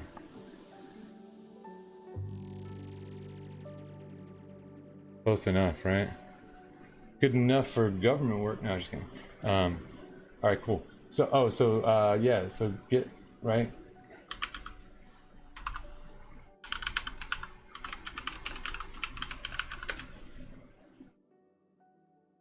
What? Lies.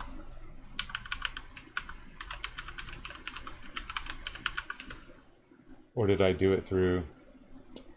I probably did it through this.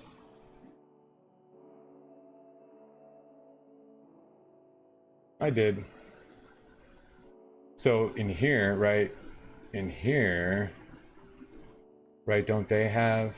Do they not have the registry? I thought. Maybe not. Probably because this is community, right? All right, maybe not. I thought I could show. I thought I could show that, but I guess not.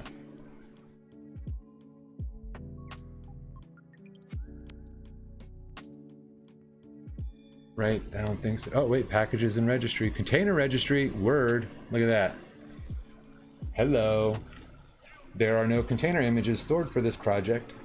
With the container registry, every project can have its own space to store its Docker images.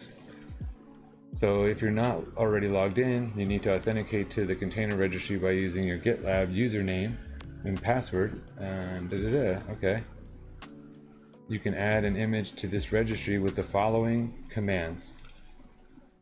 Docker build.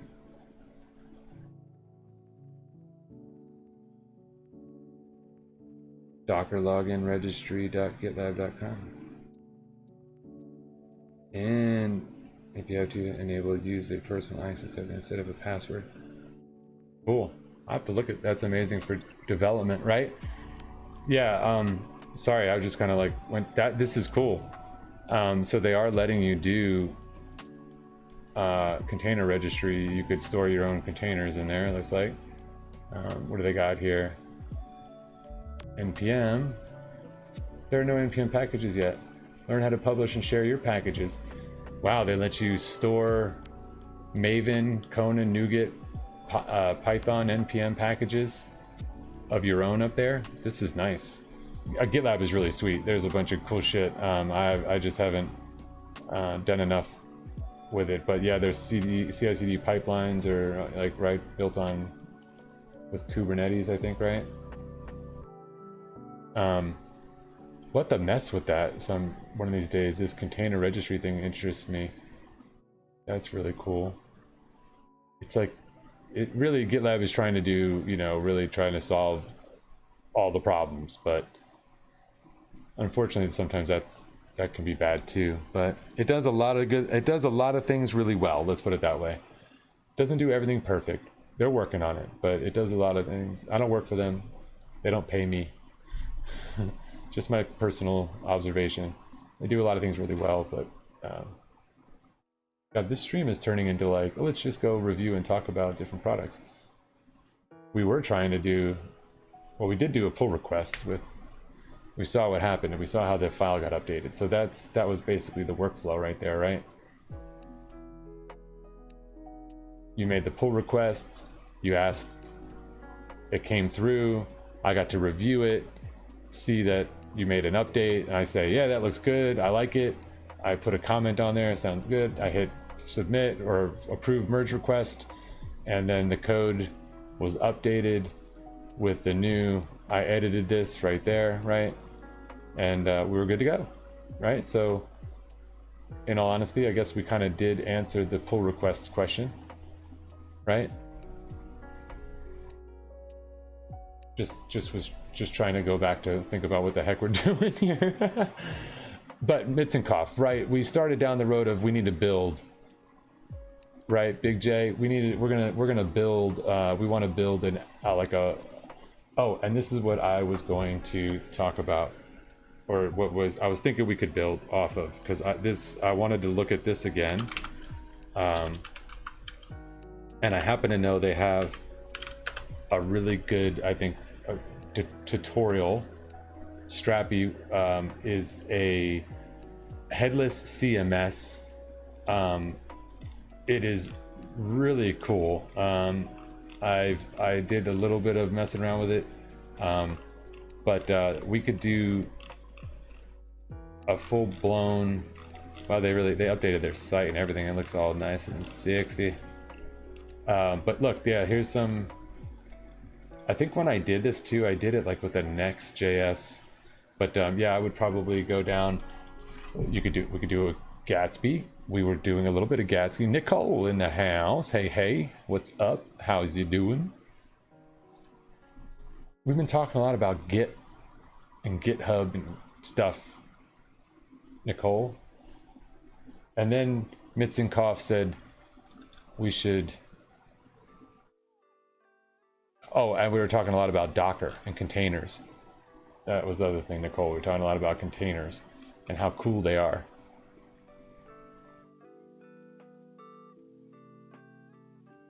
Oh, wrong one. That's not what I meant to click. Doggone it. Go away, Chrome. No one wants to talk to you right now, you hog of CPU and memory. If Microsoft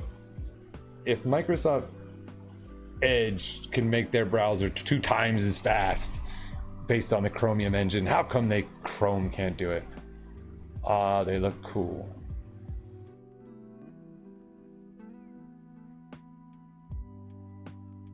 I was trying to see, this should have came back up. There we go. So here we go. Big J. Here's see, they always give them these funky random names like Adoring Shockingly. That's just what they do, this weird thing. So here is the container for Postgres, right?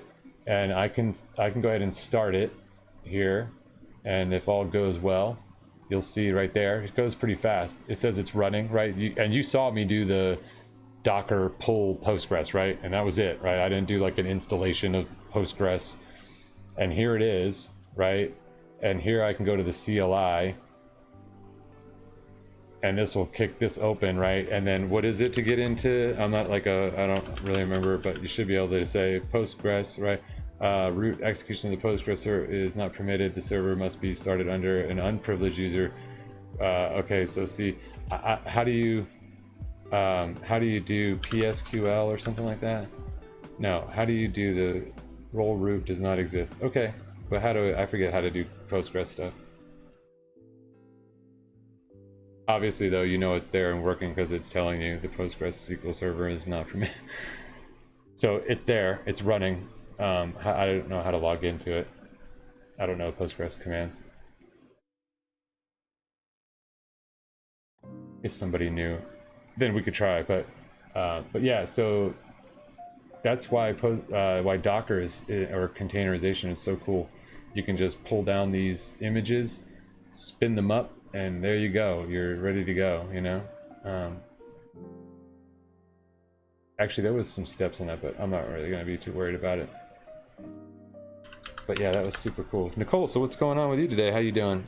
Anything new and exciting on this Friday? Same old?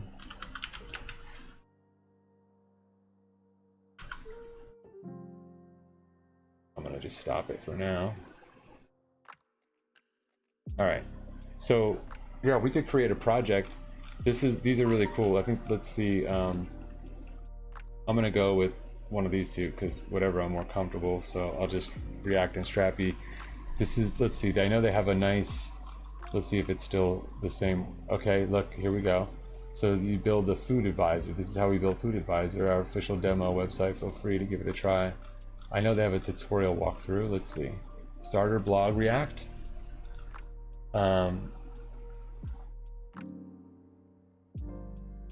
Tutorials. Let's just look at the different ones. Let's see what they have. Here we go. We want to do probably right. Oh wow, this is interesting. They have a whole they really blew up their whole website. Strappy, React file upload, inventory management, build an inventory management system, prototype. Wow, really?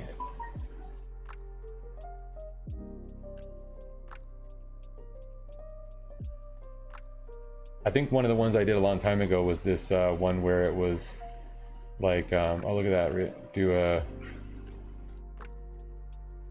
so do the blog type thing. You could do, yeah. What is Strappy exploring headless? No, we don't care about that. We'd want to build something. This is like a two-parter right here. This build the inventory management. Big J's downloading Docker. He's like, that's it, I'm gonna try it out. We could do some of that too, actually. But a lot of these things too, again, like even Strappy itself, I'm pretty sure actually has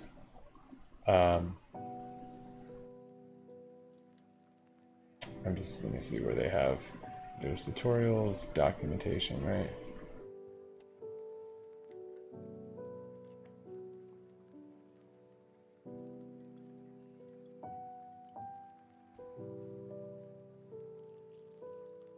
Yeah, the quick start guide, right? Boom, get going quick. Yeah, this is the one I did right here. You go through the whole restaurant thing, but I guess they have some new tutorials. That's cool. We'll try the new ones probably too. Alan, yo. Yeah, Docker. Here the reason I was looking here is I'm pretty sure I thought that there was I could have sworn I remember there being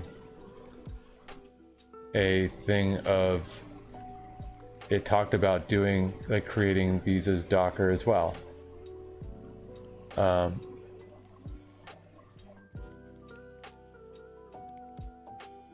Maybe it wasn't in there. But you can Dockerize anything. Deployment, maybe it was in deployment. Optional software, no, control, troubleshoot, quick start. Oh wait, go back for a second.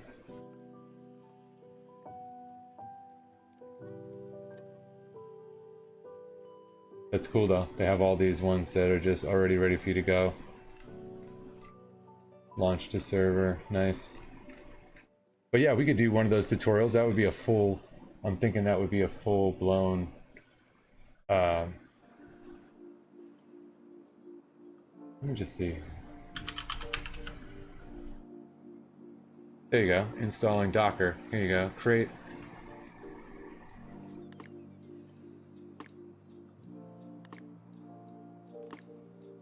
Yep, here, look, this is how you could do, the Docker, install Docker, or install this via Docker, right?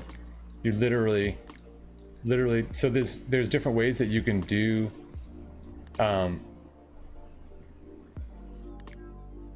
there's different ways that you can pull the latest image that you can do run Docker. You can either run it from a Docker file, literally called Docker file, or you can do it from a Docker Compose YAML file, which allows you to do a lot more like configuration in it. And you also can just run it from the command line. So there's a couple different ways. This is also showing the different, because this Strappy will allow you to install it with either a MongoDB backend, a Postgres backend, or a SQLite backend, which the SQLite thing is really nice to just be able to mess with stuff, because I think that's it's all local to the file system and stuff. Makes it really easy. But look, this is literally what you do. You create, once you have your Docker installed, Big J, go into, just create a directory in your file system, right? Create a docker-compose.yaml file. Literally put this in there, right here. Run docker compose pull, docker compose up-d. It will go and pull down this thing and run it, and it'll be exposed. You should be able to get to the UI of Strappy via your localhost port 1337. It's not so much the configuration. Docker Compose allows you to orchestrate multiple containers. Kubernetes does that, but with way more bells and whistles. Yeah, no, you're right. Unexpected. I was just trying to, from a basic level, just saying that it just gives you like the capability to do more configuration, right? But yeah, no, absolutely, right? You can, in the Docker Compose, you can build out, and this is what I was talking earlier about, like microservices, right? So you could have all of the different dependency containers that you need to run the application or whatever it is you're doing inside this one compose file. So you can build up this Docker Compose to be like, okay, here's my web app image with its configuration that it needs. Here's my database that I'm using image and its configuration. Here's my other whatever you're using, whatever, and then it'll go and it'll do all those images and do the configuration, everything, and all, have that all running. So yeah, it allows you to do like the microservices stuff.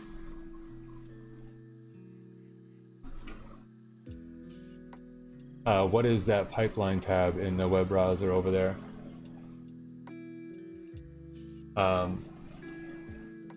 Pipeline tab.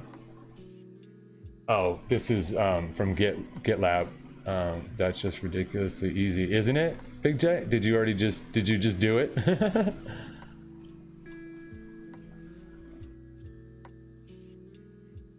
Yeah, and then literally here, they don't really, it's funny that they don't say, but yeah, you should, after you do that, and then it says run the stack, right? You should be able to go to like localhost or your 192. Or whatever your IP is, and go to port 1330, like,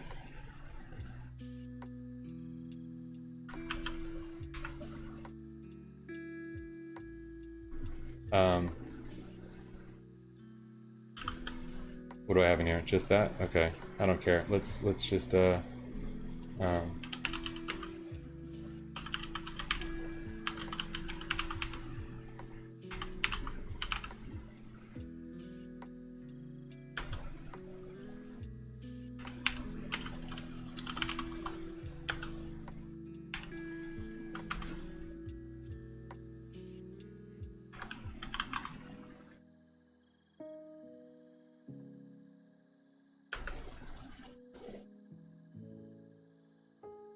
so we made our Docker Compose file, right? We saw what was in that, right? We're now going to do our Docker Compose pull. I think I have this installed. I'll make sure. Yeah, there we go. So it knows to go out to the, right, to Docker, pulling that down. Installing now, right? I'm doing, since you're waiting for your install, I'm gonna do this to see. So downloading.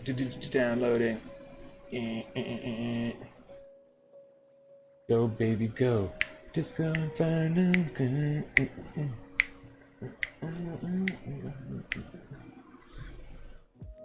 I need more coffee.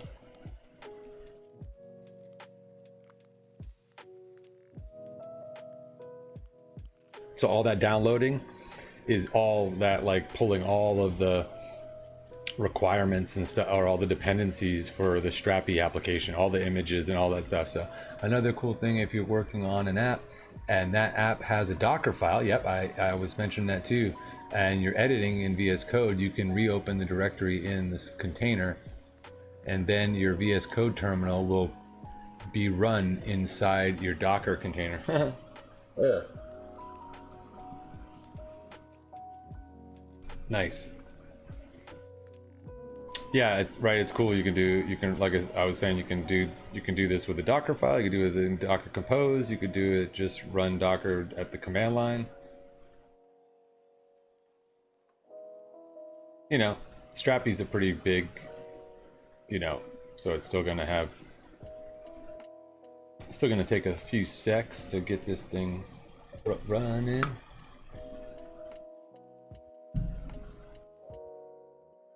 Because you can do, again, it's got GraphQL, it's got Snady. Just remembered in my first year of uni, there was someone in my year who ironically changed his terminal text color to lime green because it made him look smarter. Nice. He's like, don't you like my old IBM style terminal? It's sick. Done. Okay. So now, right, I should be able to say Docker, well, let's just steal the up command there. Docker compose up tac D, right?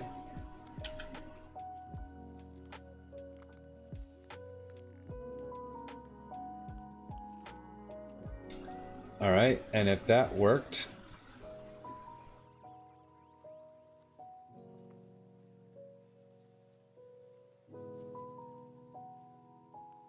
actually, does that one tell it to? No, it says run the stack. What was it, 1337?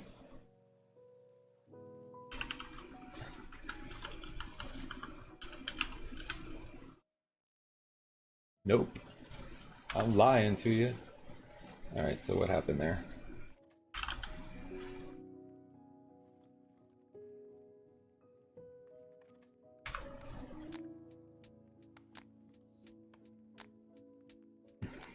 I'm old enough that I was using actual V.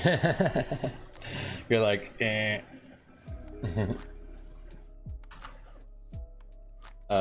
Where did I think? What am I looking for? Let's see what it shows in. I think this is great. The dashboard is cool sometimes to go and look at. Just gives you another perspective of. There we go.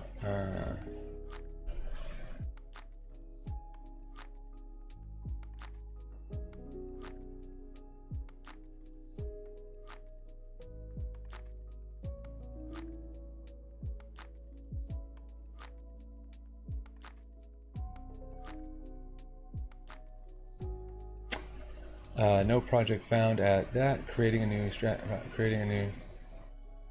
You can only create app in an empty directory. Okay. Well, it should be. Oh, did it not because of that? That's weird.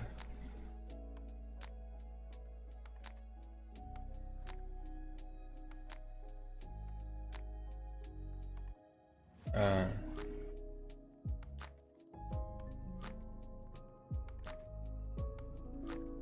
would that be because of?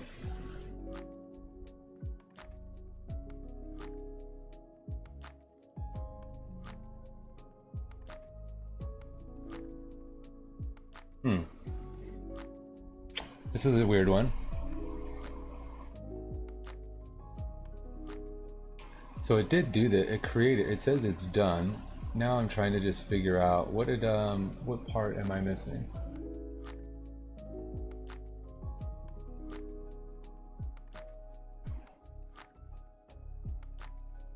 It's complaining, saying that the direct. This is saying, like, if I look at this in here, right?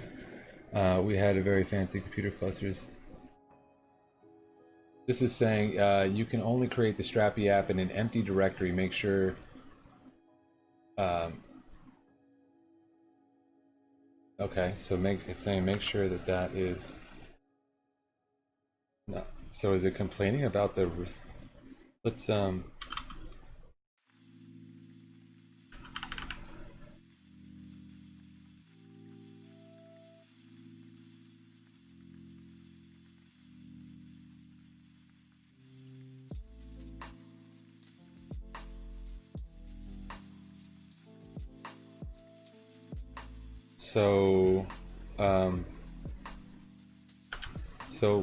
So, if we go up here, it says you can only do this in a.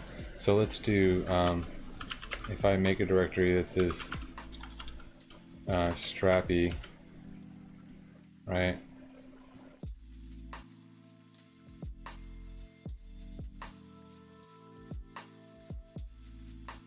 Yeah, but I can't. I don't see. It's not letting me. Hold on, let me look at this. Right, so, but why would it?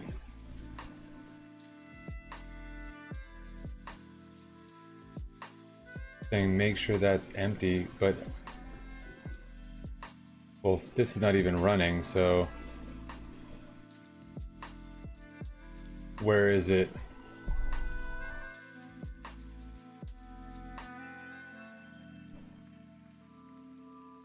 I'm trying to figure out why, right? Because how? So the direct, but there shouldn't be anything in that that there shouldn't be anything in the directory, right? Inside of the container, it's just empty. It should be a newly created container, right? So I'm a little confused. Why that's an issue.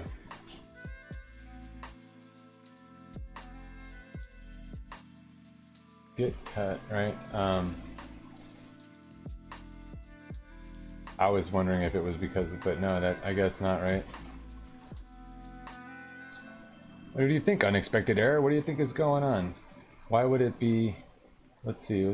We can do a search for this. Try doing it without the README. That's what I was thinking too, Alon. That's what I was gonna do.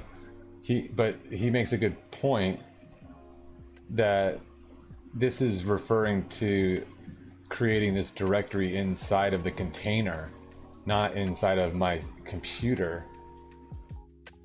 So unless it's doing something where the README file can't have anything to do with it, right? The container cannot see anything outside its file system.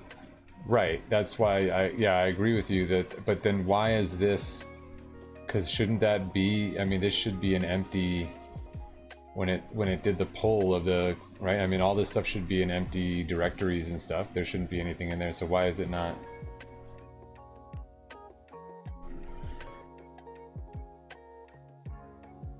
Volumes. This is what it's complaining about right here, right?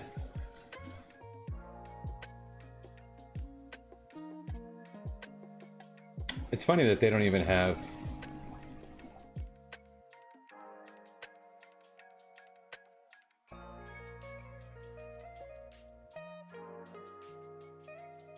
Why does that look?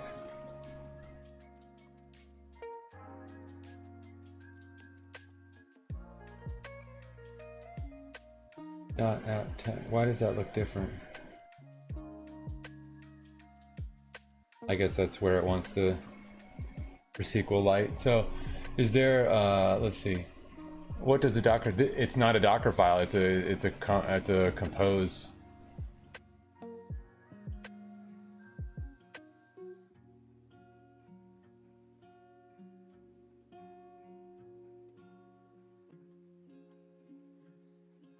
It's mounting your volume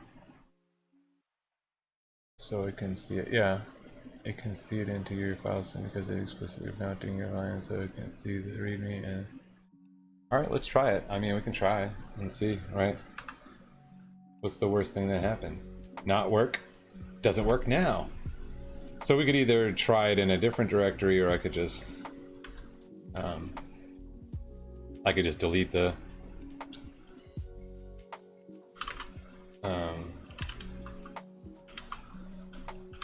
right. I could just what is the oh, I'm like, what is the right, it should be gone now. So let's see if this plays true.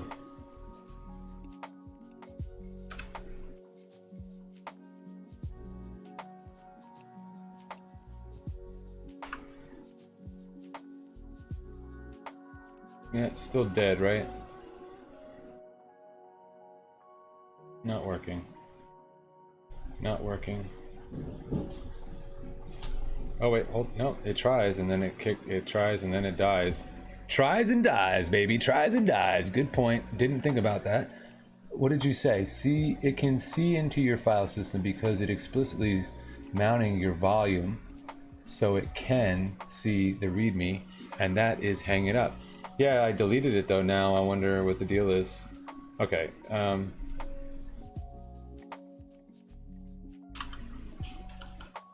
Let's do this. Make directory up one level called Strappy. Is this how you do this? And make directory out of Strappy, and let's move the Docker compose YAML in there, right? Complete. Did that work?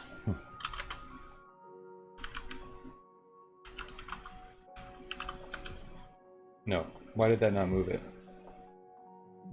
Can you not do that?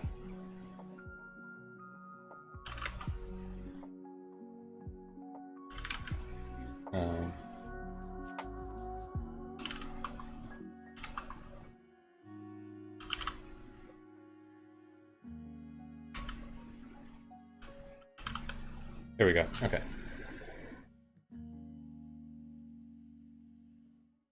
Yeah, yeah, I know. I could have done right. Docker compose up tac D, probably tac F, and then the file to the directory, right? Something like that, probably. You need to give a destination to the move command. Yeah, I did. It put a period, so it's there. Here it is. We're in there. We're in there like swimwear. But I think I know what you were saying, right? Oh, that's right. We could have done like Docker compose and then probably like file, right? And then said like, you know, get to like that, right? And then to the Docker compose. But we didn't. So we want to make sure that we're in completely blank land, because that repository we were in was a git initted repository too. So there might have been a dot like config file in there, a .git init file or something that we weren't seeing in this that maybe was acting as why, I don't know. Let's try. So now we know we have a completely blank directory, right? So sorry I'm in and out. The internet is struggling tonight. Nicole, no worries, no worries. We're struggling too. We're gonna figure this out though. Okay, so that it says it's up there, but then Wait, do we have a running one now? Okay. Okay. There we go. Here we go. Here we go again.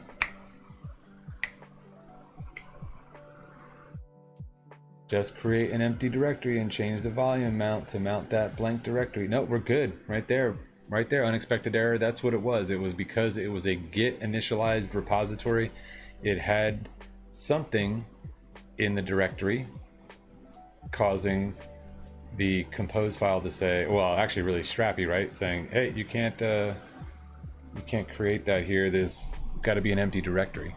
So the good thing is we got it working. That's the now I should be able to go open in the browser here. Oh, it's gonna open up Chrome again. Stupid Chrome.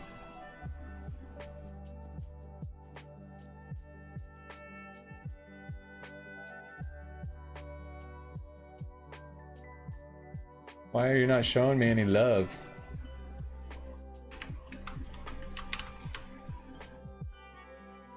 Says it's running. You're lying. You lied to me. We definitely see it. It's running. It is running here. It says, oh wait, it says installing dependencies. Is this still trying to do stuff?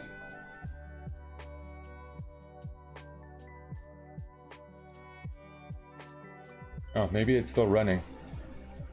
I'm not seeing the output there.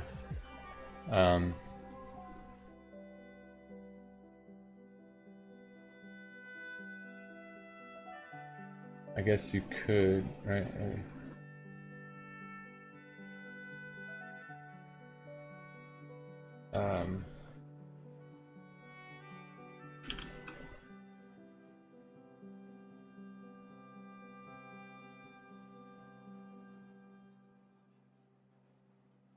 Interesting. Yeah, I think it's still, I think it's still installing stuff. See, there's the strappy commands, so it's, right?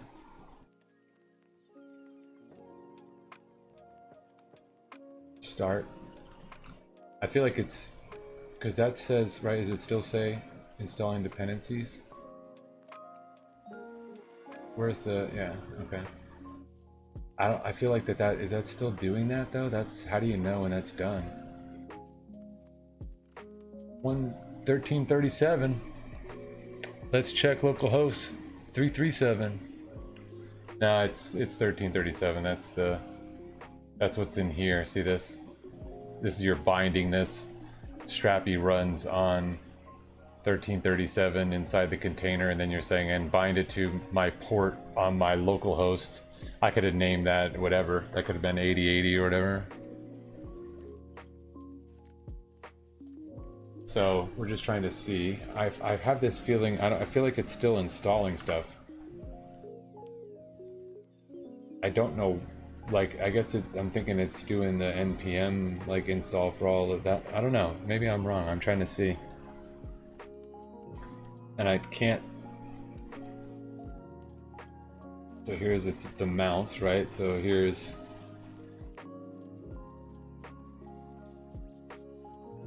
That's the persistent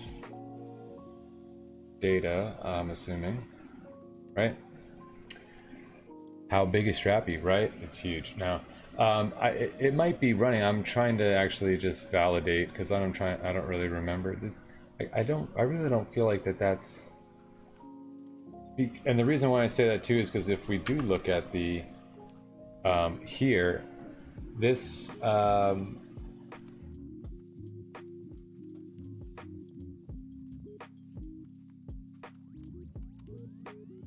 Here, spread that out like that a little bit. It makes it easier to see, right? Because I ran the strappy command, and so it is showing like the command, so that makes you think it's open the strappy framework console.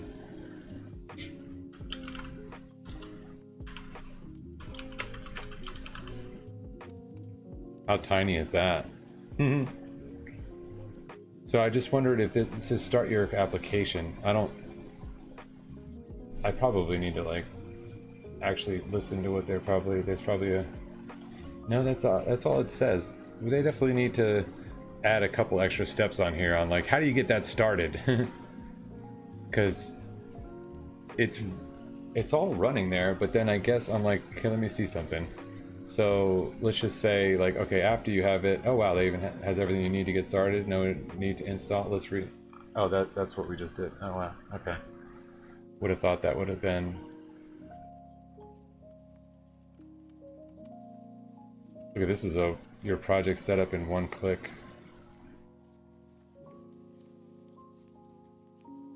Just curious, what is that one? But yeah, so if you were doing this way, you would do the great strappy app, my project, quick start, yeah, earned it all. Okay.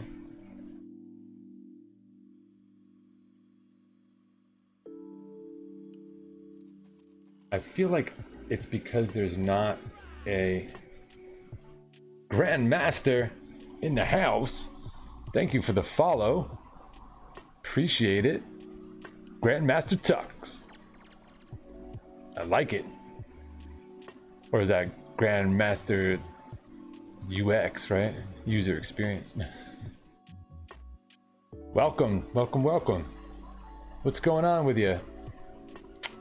We were messing around with a little Docker action for a second there. Hey, oh, look at that. Look what's going on here. We are seeing, see, it was still doing, ooh, it says error while installing. This module has been moved. Okay, that's like normal NPM shit. What else are you blowing up on? Yarn, okay. Don't give up, your project was created correctly. Fix the issues mentioned in installation errors and try to run the following commands. Okay, change directory and see, now that though is talking about it from inside the container, right? Fix the issues, don't give up your project. Oh, it seems that you're encountering errors while installing dependencies. That's interesting. Let's take a peek though. Where did here we go, right? So let's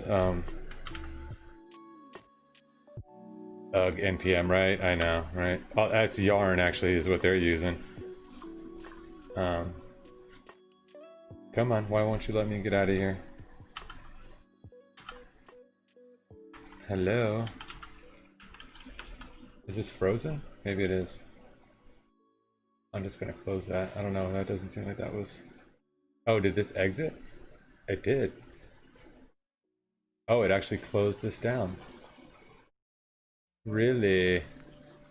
Why so mad, huh? Why'd you do that?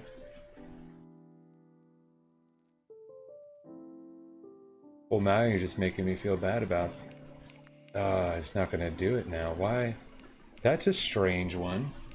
So let me look at this really quick, right? So wouldn't you then see if they don't give you the right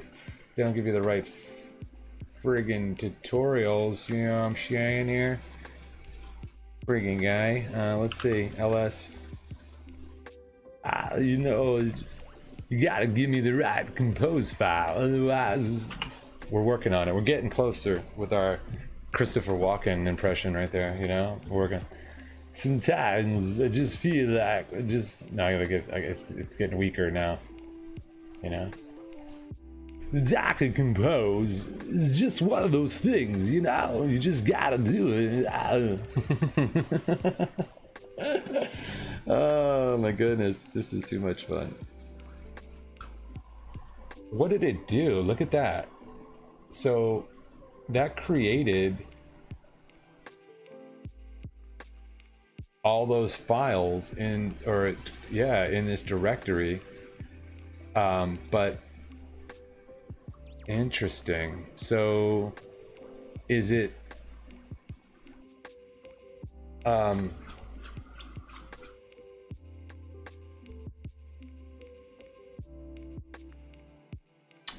okay, let me look at this file here because I wanted to see if I think what we need to do is, because it's complaining, right, that after it does this here, right, this is saying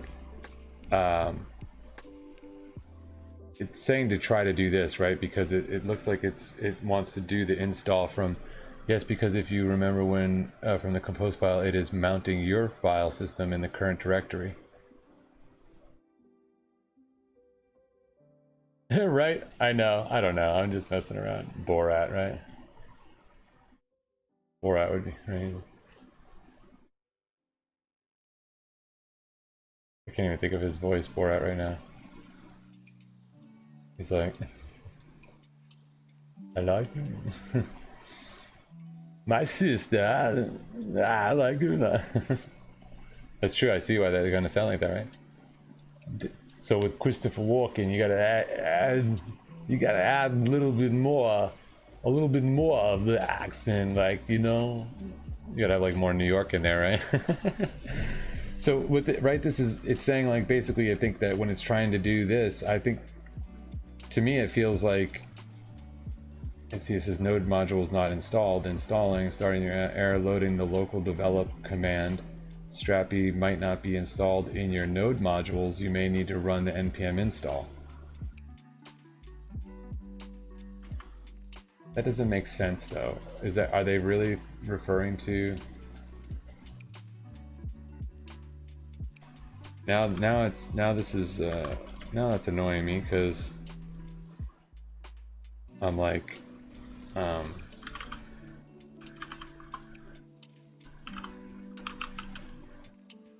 there's nothing in there. I think that's a little, like, I'm like, did I need to do in the compose file? Did I need to? I feel like I needed to tell it to do. Let me look at a typical, like, what would be a standard? Let's say a Docker file for. What would just say Node, right? Like a Node.js app, right? Dockerizing a Node.js web app. Okay, so let's just look really quick. I just want to see, like, normally you would, let's see, Docker file, right? And then, because after you do it, so you do like a run an npm install. So, what if you, Docker compose, and I want to say npm, or like, right, well, actually, you didn't even look at showed right there, npm install.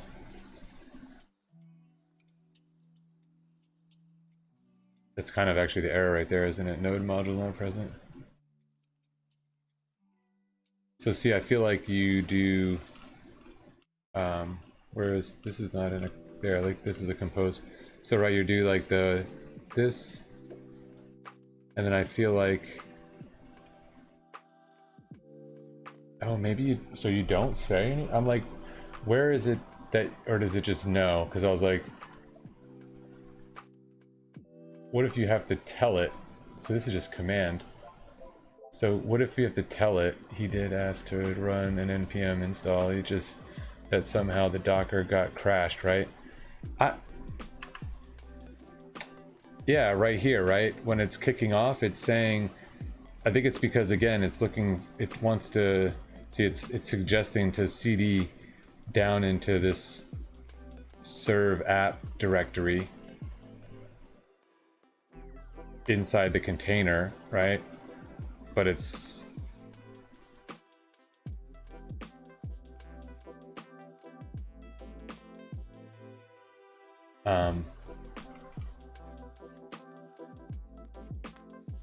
see, it says creating a new Strappy, creating project from the, okay, creating files.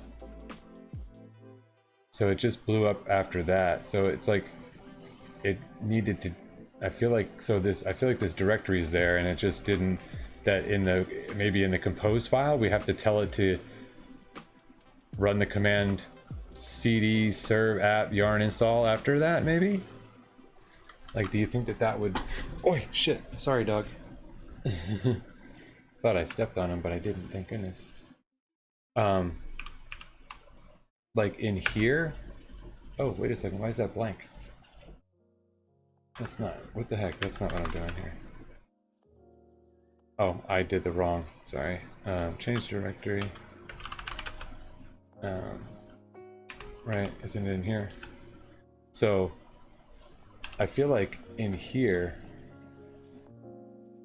after you did all that, like you could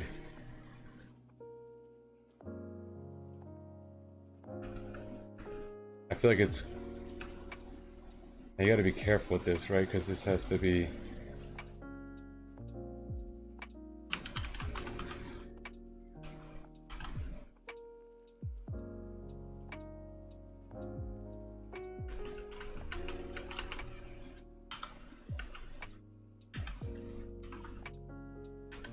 right. What if we did that?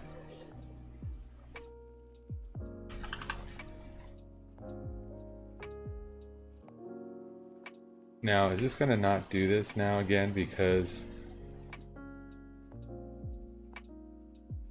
I wonder if this is gonna blow up now and say, you can't do this because it's not an empty directory.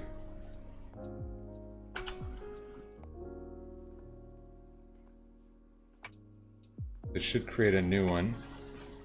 It still blew up. What's going on? Recreating Strappy. Let's see what happens here.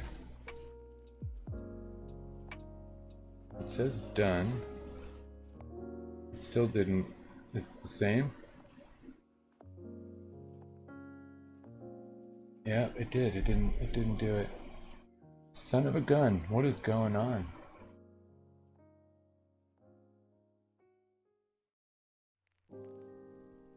Not found. Execute cd serve app and yarn install not found. They need to upgrade their instructions, right? I know, because this should be really simple. I think it's a bit counterintuitive to me, but we can try. He did ask to run npm install.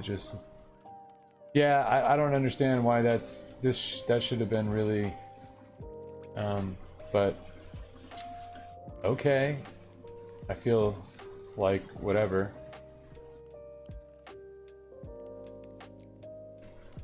Well, we there. It's not like they suggested. You know what? I wonder if in one of these tutorials they'll actually, if they actually say something about doing a Docker.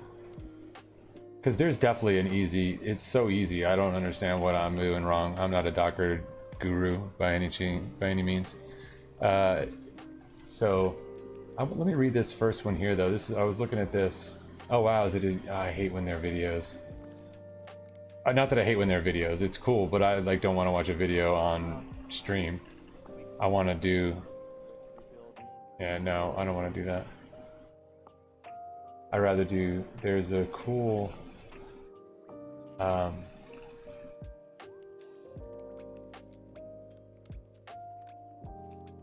You could do something. Where is the? I thought there was an official. Let's see.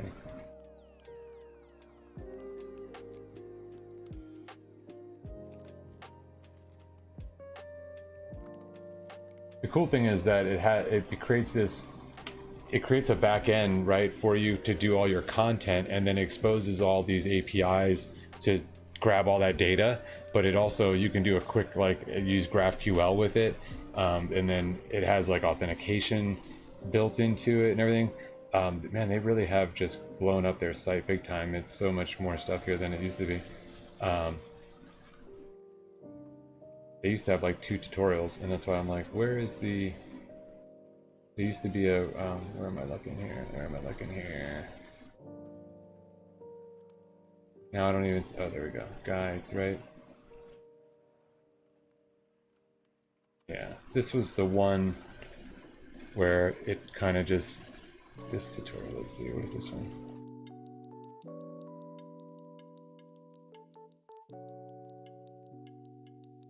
And then it went down, right? I think this is where I saw it. You go, and then it does all that. You get it all running. This is the interface. Really cool, right? So then you can create all these content types. And then those become your data for your front end is all stored in this backend CMS. So it's really cool. This is extensive here. Let's go. I could have sworn I remembered that it was at the end of this that was here, learn how to use Strappy with React, Gatsby next, or whatever, right? So here was Gatsby implementation of here building a static blog using. So they have like that. We could do a we could do a build out like this if we wanted to. Might be all right. Might be kind of cool. Holy crap! Is it really already 11 o'clock?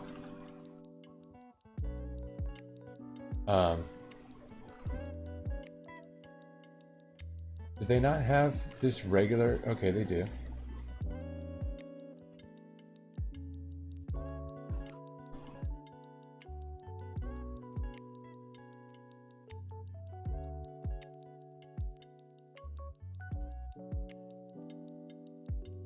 All right, cool. What is this though?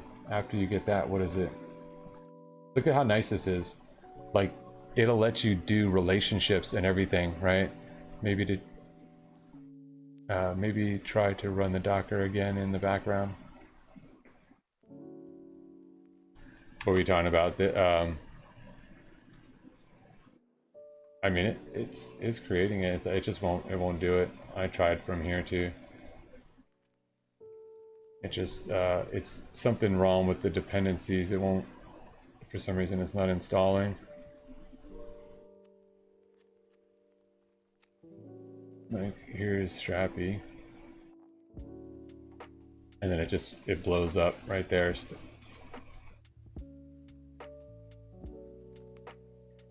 And then it says Docker entry point for execute cd. So I was trying to do that. That didn't. I think that was delete the command we added.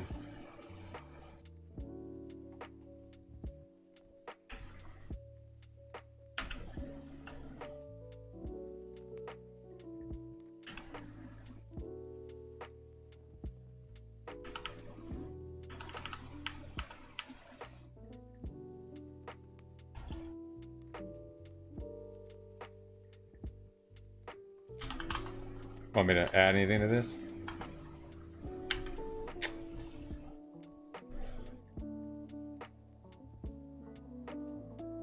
Run the Docker again in the background.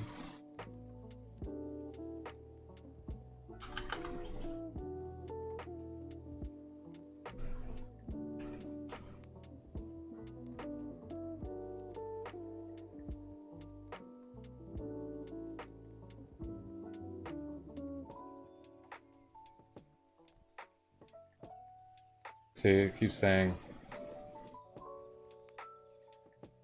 you may need to run npm install. I don't see, that's the part that I don't get. I don't get that part. That doesn't make any sense. I thought maybe the interactive shell somehow screwed it. No, yeah. I don't know what why that's not working. It's strange. Again, obviously they must have something that's not.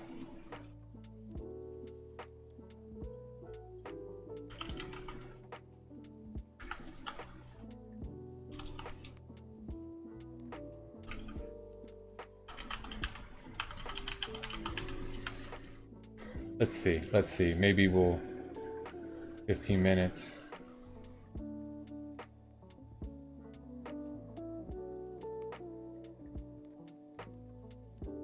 Yeah, let's see. Tell me why you're gonna make it so quick and easy. Of course they're gonna do with an npx create Strappy app. My project. Oh, here we go. See, they're using the same thing. What's the difference though? By default, Strappy will use SQLite as a database, but it's also possible to use adapters, right? Okay, as usually, I added a make file to manage all this more easily and start the stack using make install start. See,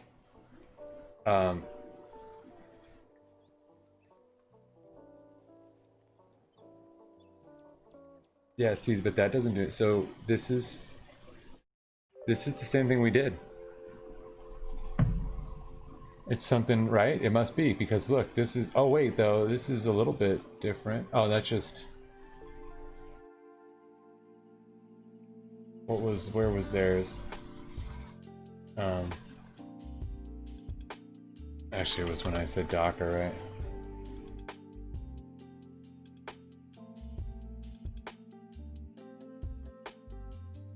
Let's just see what it says when you said about the, yeah, it is just this, okay.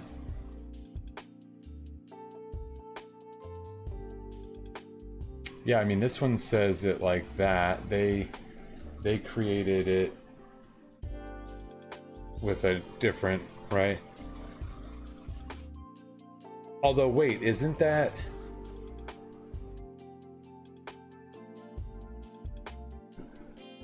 Right, when you're doing this, right, isn't this everything before this colon? This is like in your local file system, right? And then everything after is like in the container file system, right? So is this saying like mount this back end file system in local host basically to a directory called serve app inside of the container, right? That's what that sounds like, I think.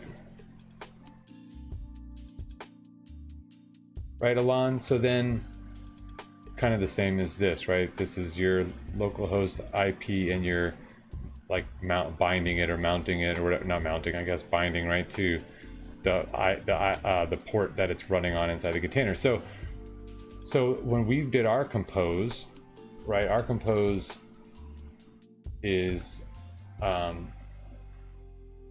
guess we could see it here, right? Our compose, we did it like this, right? So this is saying at the // so that was in our root directory, and then link that up with this. Okay.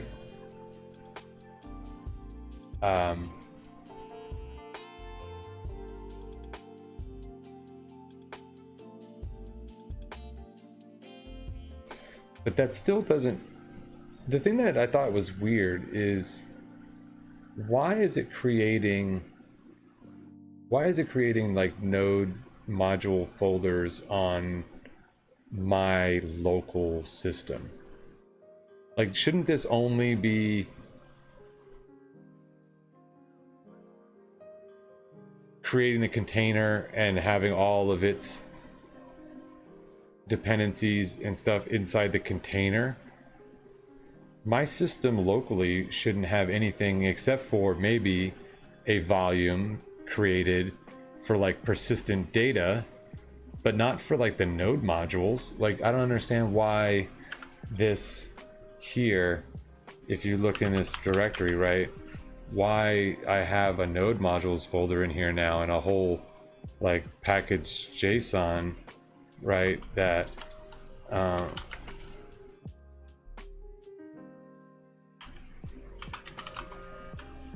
that has all these dependencies to install.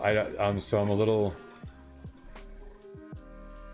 a little bit like, I'm not sure. Like, what's the deal with that? I think it's doing so it won't have to load install it all over again in case we shut the Docker off and start it again. Okay, Alon, that makes...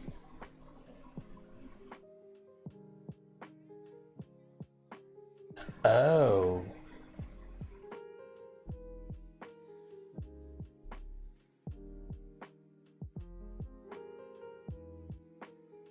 Maybe, yeah. It still feels weird though. I feel like that defeats the purpose of...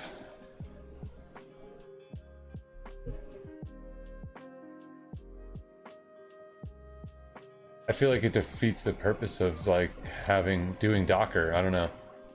I get it for data, like for databasing and stuff like that, because once you shut the container down, it's like, where's the data stored? How do you keep it going? But like, I don't know, it seems like stuff like anything that's code should just, when you spin the container back up, it's there, it runs, and it's good to go, right? I don't know, I feel like that's weird. That's a guess. Might be off here. Yeah, I'm not a Docker like guru by any means, so that one's kind of... So if that's true, right? If that's true, then is our issue the fact that this node modules is empty, right? Right, that I don't know why I put that in. Why is that even in there?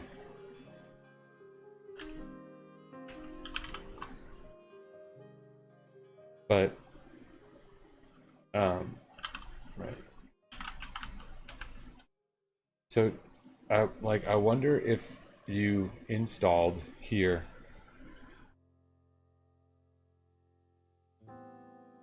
I don't know. Like, you think that would do it? If you did that here and then reran, would it? Do you think it would pick up on the to the point I might get from bed on my computer and my phone to try it, run it myself, see if it works? Right? I feel like it should have just worked. I don't understand why it didn't. Now, the only thing I could think of, possibly, is that possible? Like, because I don't have Yarn installed on here.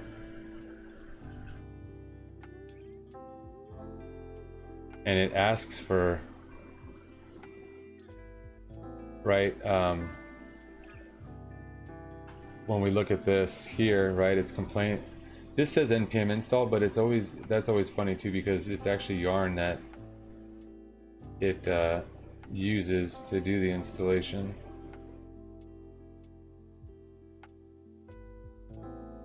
No,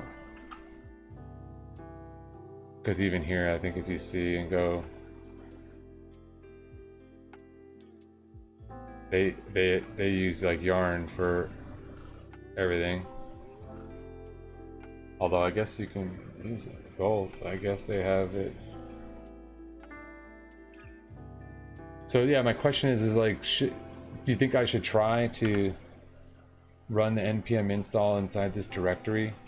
Let it install all those packages inside of there.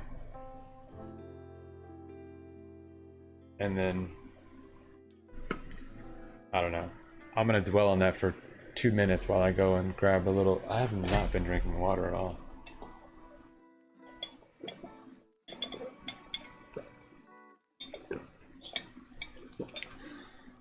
There we go.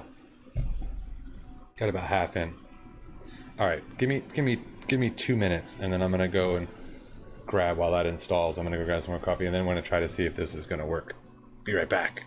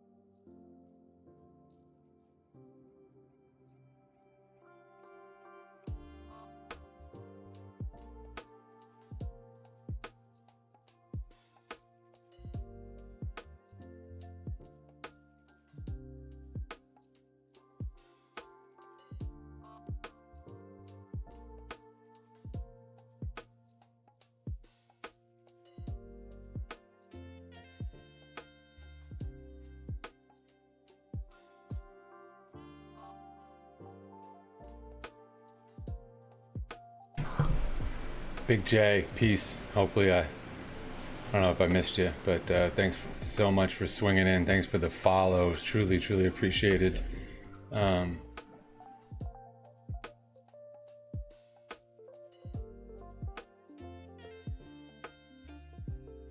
Right, bro? Right. Yeah, I'm gonna keep kicking it for, well, maybe 30 more minutes or so. It's almost creeping up on midnight over here. But yeah, right, Alon, this is annoying. Did you get up out of bed? Are you doing install with me? See it even complain. Yarn command not found. Oh, that's on my, sorry. This module is moved. I actually thought I saw it doing this earlier, so that's what's funny too. Not yet. Don't worry about it. I was just teasing with you.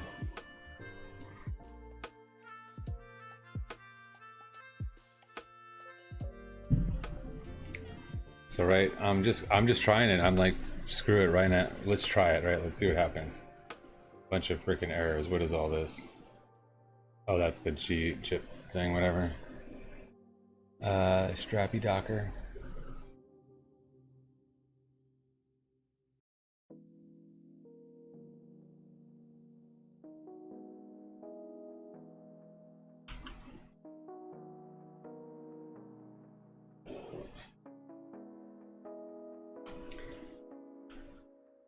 I mean, it's funny, even their file right there, you know, says Strappy containerized.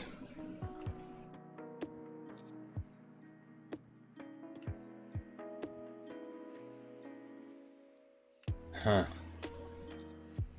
Password, project name. Okay. A project with SQLite database starts the import whatever. The V option creates a project name folder on your computer that will be shared with the Docker container. Once the project is created, it will be available in this folder on your computer.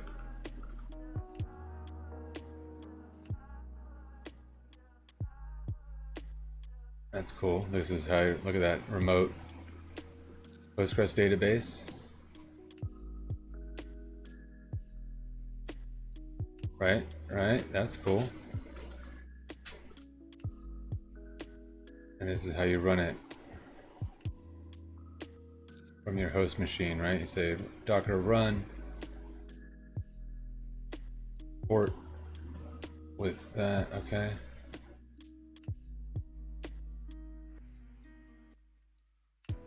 Well, that helps. That helps Alon, doesn't it? We could get there, I think, with this alone. This image allows you to create a new Strappy project or run a project from your host machine. The default command that will run in your project is strappy develop. Create a new project. When running this image, Strappy will check if there is a project in the source app folder of the container. If there is nothing, then it will run the strappy new command in the container serve app folder, and then you can create a new project by running this. This command creates, okay, yeah. This might be, might be a good one too, but I have a feeling this is still not going to work. Right? Even if we did, well, actually wouldn't even have to run it like that, right? Just need to run, just need to do this again, right? And see if this will.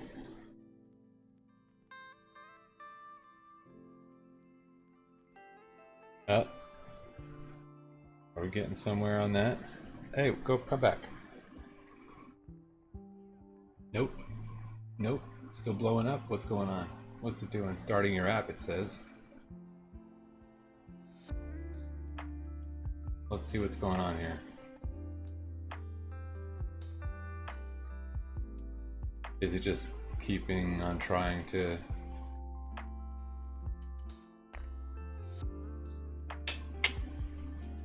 let's see if you trial works first, right? Yeah, and then if not, I'm gonna try the other one. I'm gonna try this. Because that's gonna drive me nuts, right? So let's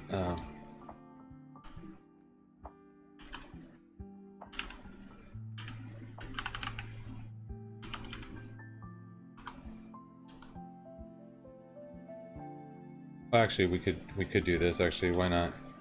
Let's just make a new directory inside this strappy one called like we'll just keep trying test one. Test one, right? Why not? Make directory test one. Or right? Yeah, why not?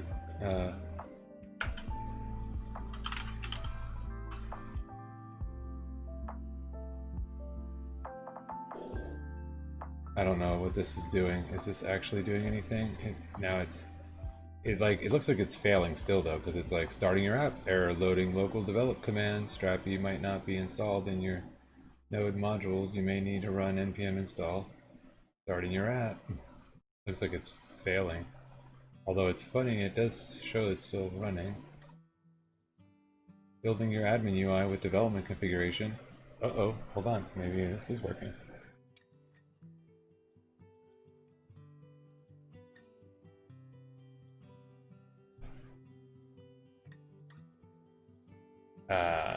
That'd be a big no-go now, wouldn't it? That'd be a big no-go. It's not building jack, yo. Not building jack. Although they made me get hopeful when I saw this, right? I'm like, ooh, hey, you doing something? I almost got excited, right? Me too. I was like, look at that. Isn't that special? Can you even get into the CLI? Is it even running at that level yet? Doubt it. And I don't think it's just still trying. Well, that came up.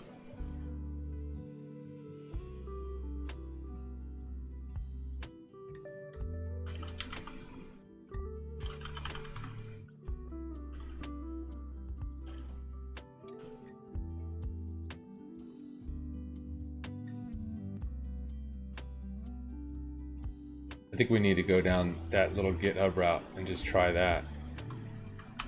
That sounds much more promising.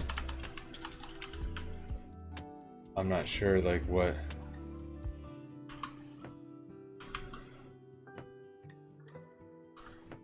Really? Hold, what did I say? Hold what? Hold command Q to quit. Oh, weird, okay. Yeah, that looks like that is not kicking out. Let's refresh it. Can you restart it? Let's see what happens on a restart.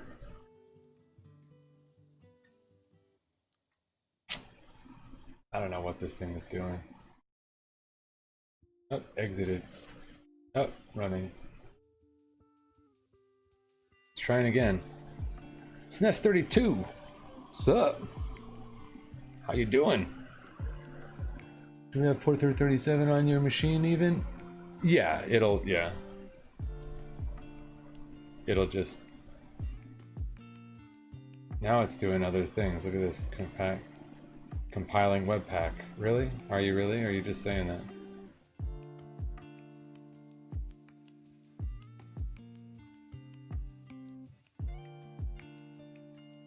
Yeah, it makes me really want to try this one because this has a whole bunch of different whatever. Alright, so let me just stop this one. If it'll let me. It's like, no. We will not let you.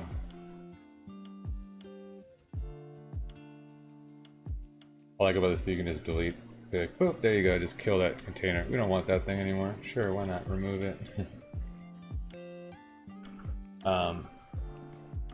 Okay, so then we did create this directory test1, so let's try doing it this way.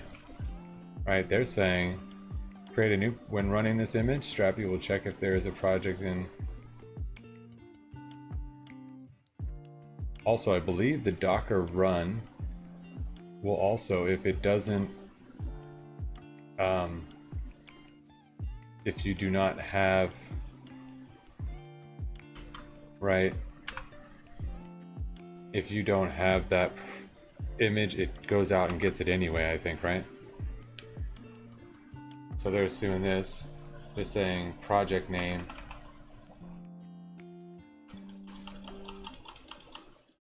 So now if I do this, I wonder, will this create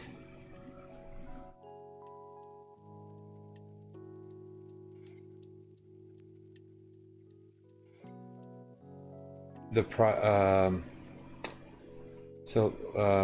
just gonna call it, like, I guess I'm just gonna call it test proj, because I just want to see if this is gonna work, Alon, right? Because I'm in test one, but is this, if I do that, this should create another, this is going to create another directory inside of here, isn't it? Present working directory. Or do I need to create that? I want to, is it going to create that on its own? Let's see what happens. No project found. That's the same thing that happened earlier, right? Create, oh no, that's okay. Creating the new application at, so okay.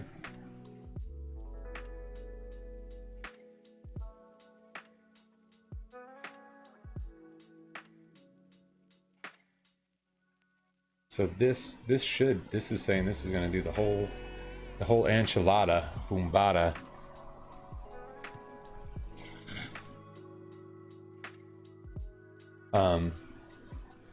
So 2 images. It comes with the strappy, or the base.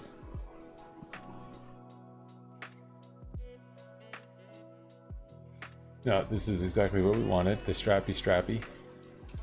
Image allows you to create a new strappy project or run a project from your host machine. The default command that will run in your project is that. Dude, if that's gonna work. Yeah, I want to see what happens here. So this creates that, and then when creating a new project with this image, you can pass database configuration to the strappy new command. Well, isn't that just fine and dandy? But basically it's saying I should just be able to go right to this, and then this command right here, it says this command creates a project with the SQLite database and then starts it on port 1337. What it says. It's what it says. Let's see how much of a, let's see the truth. Show me the truth. Tell me the truth.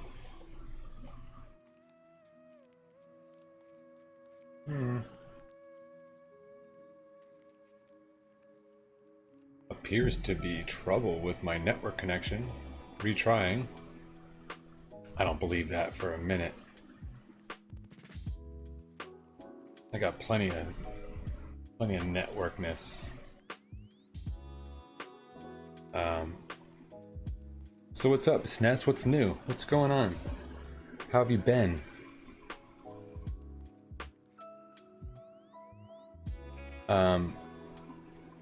Right? I mean, come on. We should be rocking and rolling here. Let's see what kind of speeds we're getting. I am on wireless. I am on Wi-Fi, so let's see. That's actually, the website takes forever to spin, huh? Let's see what happens. And I'm on Wi-Fi and I'm upstairs, so I don't, and it's just a default router, but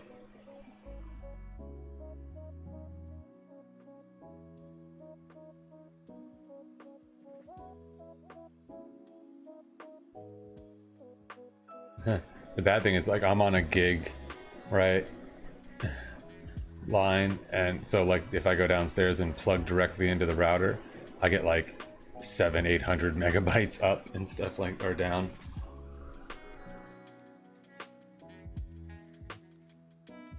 But I'm like upstairs and through some walls and everything else.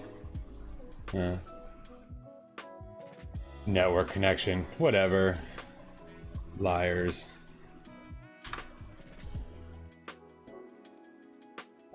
You're just saying that. I wonder if it's like hung in a loop or something.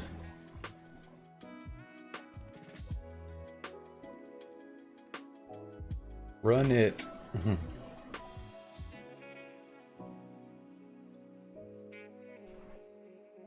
I feel like that's...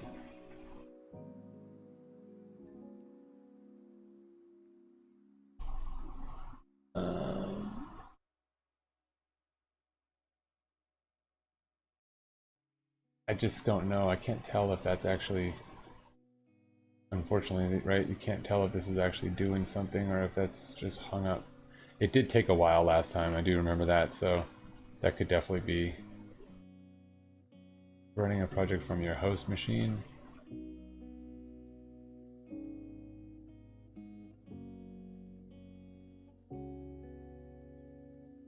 Or if there's a firewall or... No, there shouldn't be. It did take a while though, right, Alon? Yeah, I think it did. I think that's what it's doing. I think it's just taking a good minute.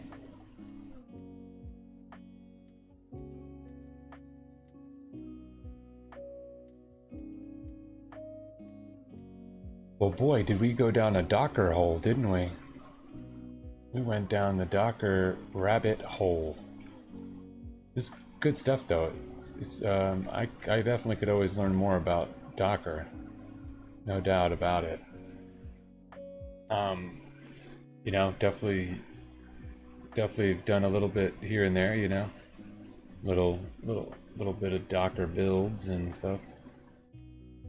But you know, nothing extensive, nothing too crazy. The Docker compose files, right, is really, you really start getting into writing a lot of like pretty heavy duty like config stuff, and they get more complex, right? Like we work with this company here with this project that they did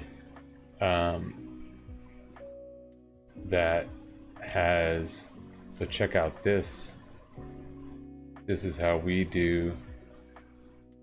deploy their Docker stuff, right? So this is a compose file as well, right? As you can see, Docker compose, right? But check this out. So each one of these are containers, right? So this is the images exist there on Docker Hub. That's its name. And here it's passing all of its stuff, right? It runs on this port. It depends on these other containers, which are inside of here, right? So look, OpenRMF scoring, save, all that, right? Here's the scoring one right here, OpenRMF API scoring, right?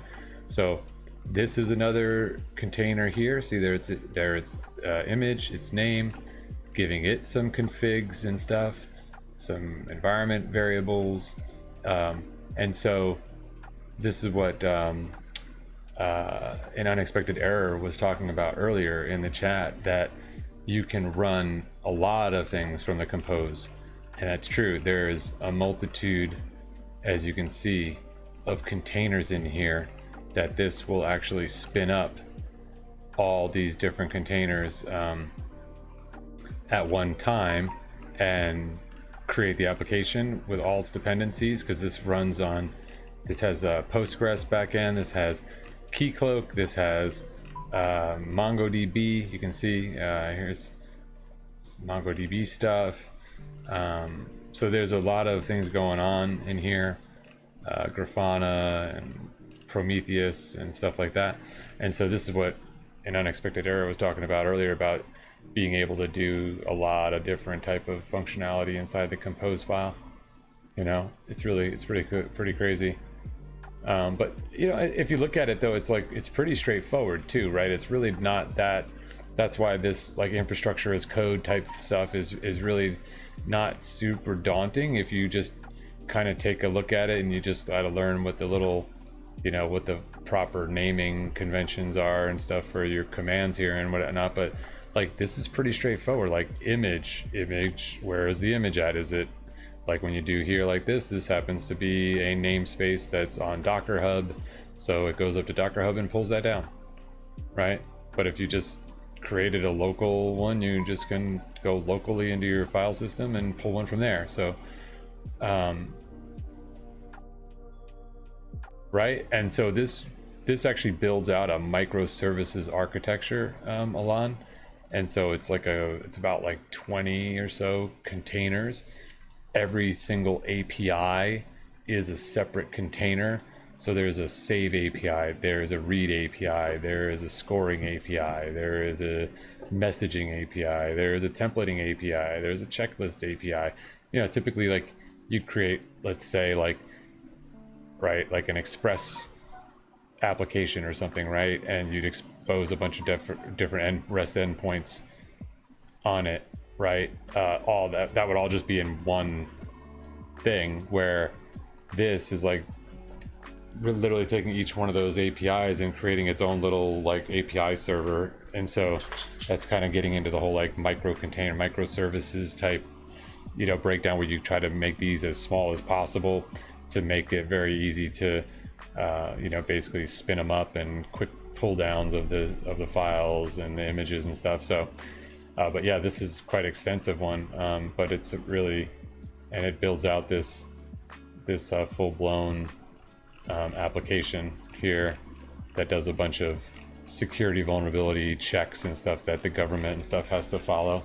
But yeah, it's but yeah, real impressive, right? There's like some really crazy shit you can do.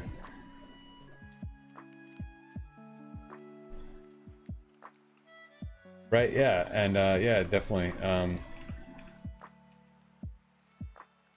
A lot of the infrastructure code stuff is really not as crazy as you think, especially actually writing the file. I mean, having a background in different, areas as far as like networking and sysadmin or development is going to get you there fast. The developers, I think, have the easiest migration over to doing infrastructure as code and DevOps type stuff, and see, just because a lot of it is code type stuff.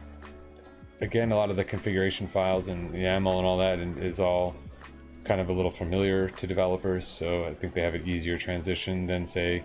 But I think if you just kind of have like a techie type mindset, you can kind of just grasp any of this stuff, right? But you know what? Oh wait, did it finish doing it? Because I'm like, after that, I'm done. See, this is even blowing up, right? Look at this. Okay. Or, oh, it seems that you encountered errors while installing dependencies in your project. Don't give up. Your project was created correctly. Fix the issues mentioned in the installation errors and try to run the following command. You know what I mean? That just doesn't... I mean, they're not talking... This is not on here, obviously. They're not talking about that. It doesn't exist. They're talking about in the container.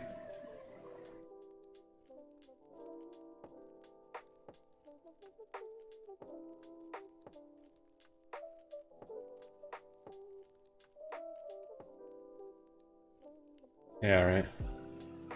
Yeah, no, that's true, Ella. So I don't understand. Look, see, still had a problem. It's not doing this. It's not installing. It's funny how it says,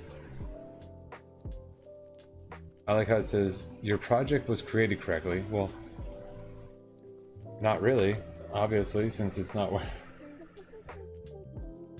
I'm like, this is the new Strappy one they just did.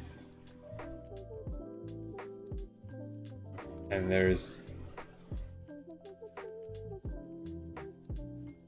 it keeps trying to... Now it's saying it appears to be trouble your network connection. Retrying. I don't get that. Oh, here we go. Keep trying.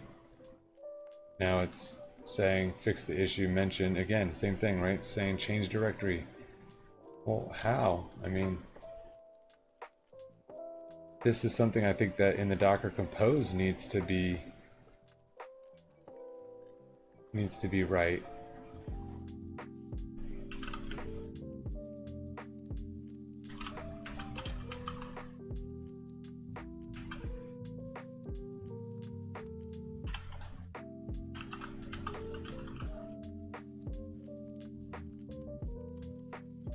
That's really annoying.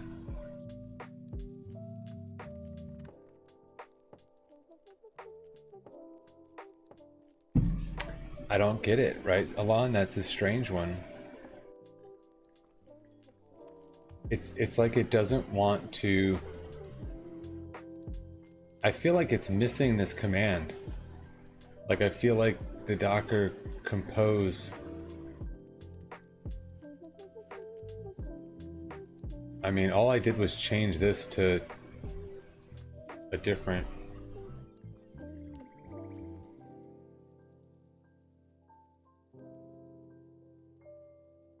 I don't know, man.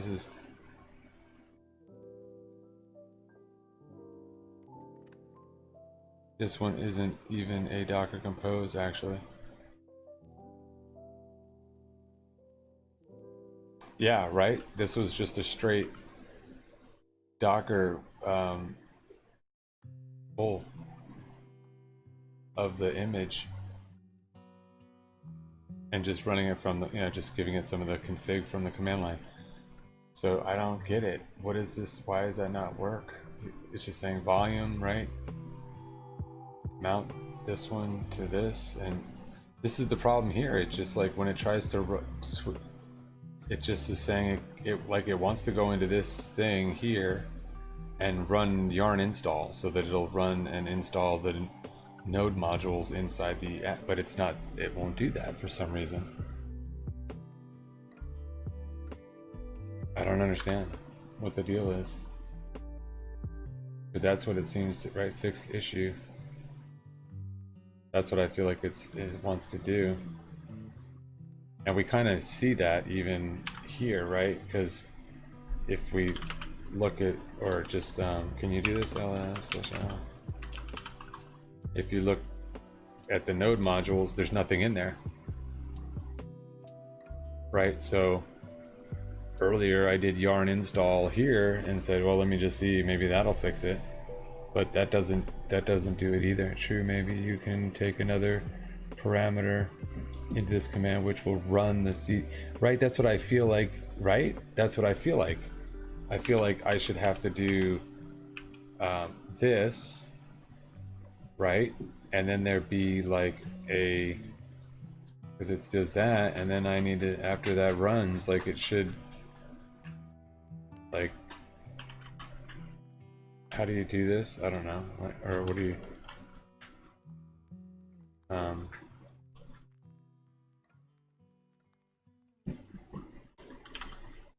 I feel like I should just say change directory.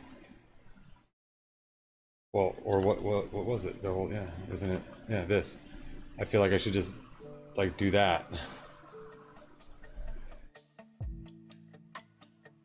Docker run this, get that going, create this volume in the present working directory, do the strappy thing, and then change directory to the server app and yarn install. Can you do that? Can I just do that? Will that actually work? I didn't think so.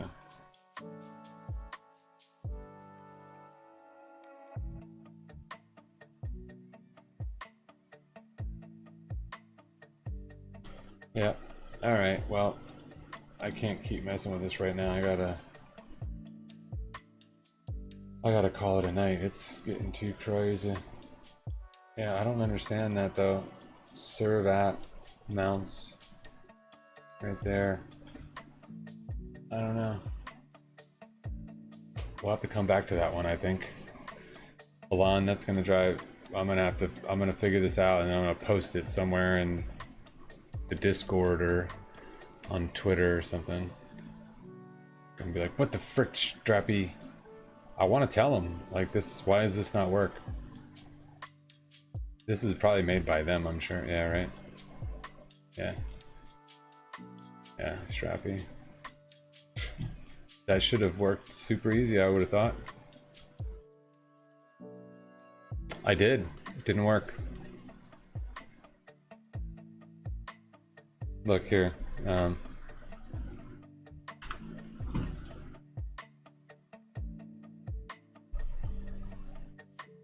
Oh wait, don't I have to, I can't just run CD, don't I have to say,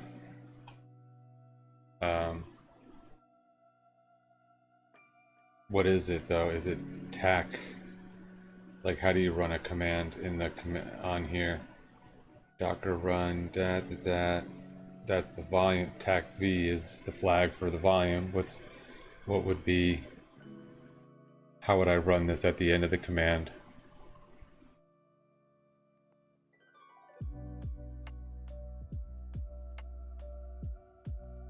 Would it be and cd serve and yarn install? Or how do you do that? I don't know.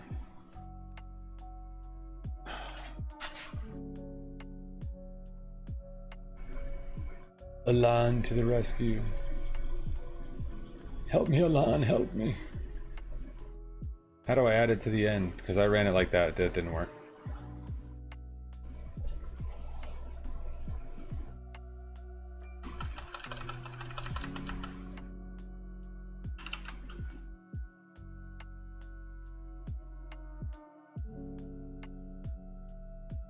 No project found at serve app. Creating a new Strappy project, yeah.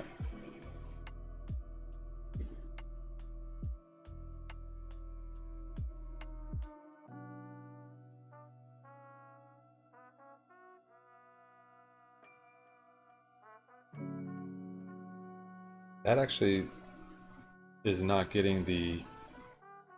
Now I don't know if that's good or bad. But do you notice that I think before, right, when it did the installing dependencies right there, it kept on saying error connecting to internet or whatever, or your connection is whatever, retrying. Now it's looks like it's actually doing something, doesn't it?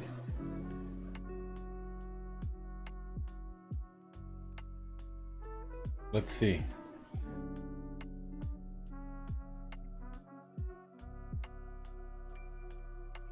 They need to add that onto the end of that if that works. See, there's the network connection error. See how that did that? But before that, that was actually, see, look, there it goes, and now it's installing, right? Or trying to. Oh my goodness.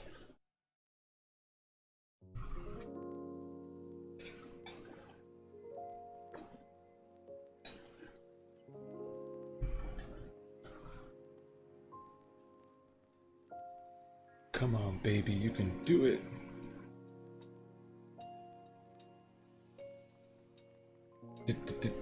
Docker in the house. Okay, what are you doing now? Oh, come on. Come on, you bastard. You filthy animal. Ah, it's taking so long. If this doesn't finish by midnight, I'm just stopping.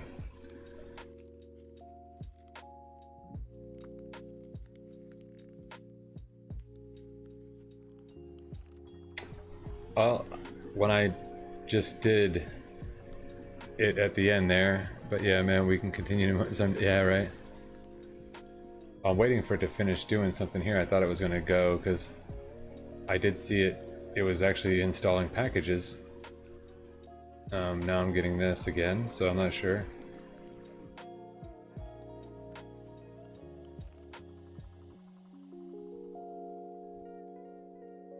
But I did do the and cd serve app and yarn install, so let's see what happens. I don't know if that's gonna.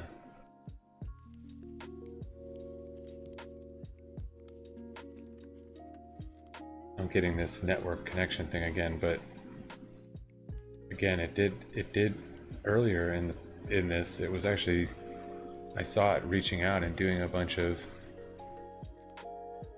Grandmaster Tux with the follow.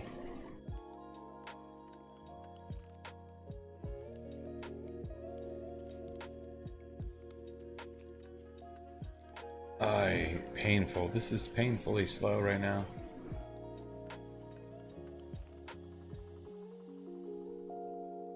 But yeah, I definitely want to see that. I will reach out to if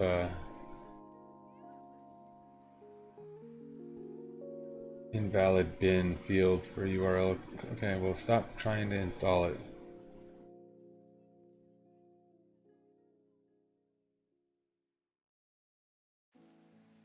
This is not going anywhere, I'm afraid. Yeah, well, that's part of the reality, isn't it? Muhammad is. This is what people deal with all day at work when they're troubleshooting these issues. This is how it goes. This is the reality. It's not as fun, but it is the truth. So I keep getting this unexpected. It seems it's still. It's funny too because this looks like this just stopped. Harsh reality, right, Alon? It's true. You do it, you try again, you do something else, you try again, you fix something else, you try it again. Whoa, hey, finally friggin' installed, or it finally works, right? That's how it goes all day long. This is not like, if this frustrates you, then you probably shouldn't do this work. Just kidding. Because it does. This gets really frustrating. This stuff happens over and over again. And then inevitably, right, Alon, it'll work and you'll go, I don't even know how I got it to work. And then you got to try to remember what you did, you know. That's right, 100%, right? It's so true. But yeah, I mean, this is really it's kind of what I like a little about Twitch too, you know, like with the live coding and doing this kind of stuff, is you kind of can't fake it. You can't, I mean, granted, you could sit there and I guess get yourself all professionalized and get a demo going, make sure you kept on practicing to make sure it was all working properly before you did anything. But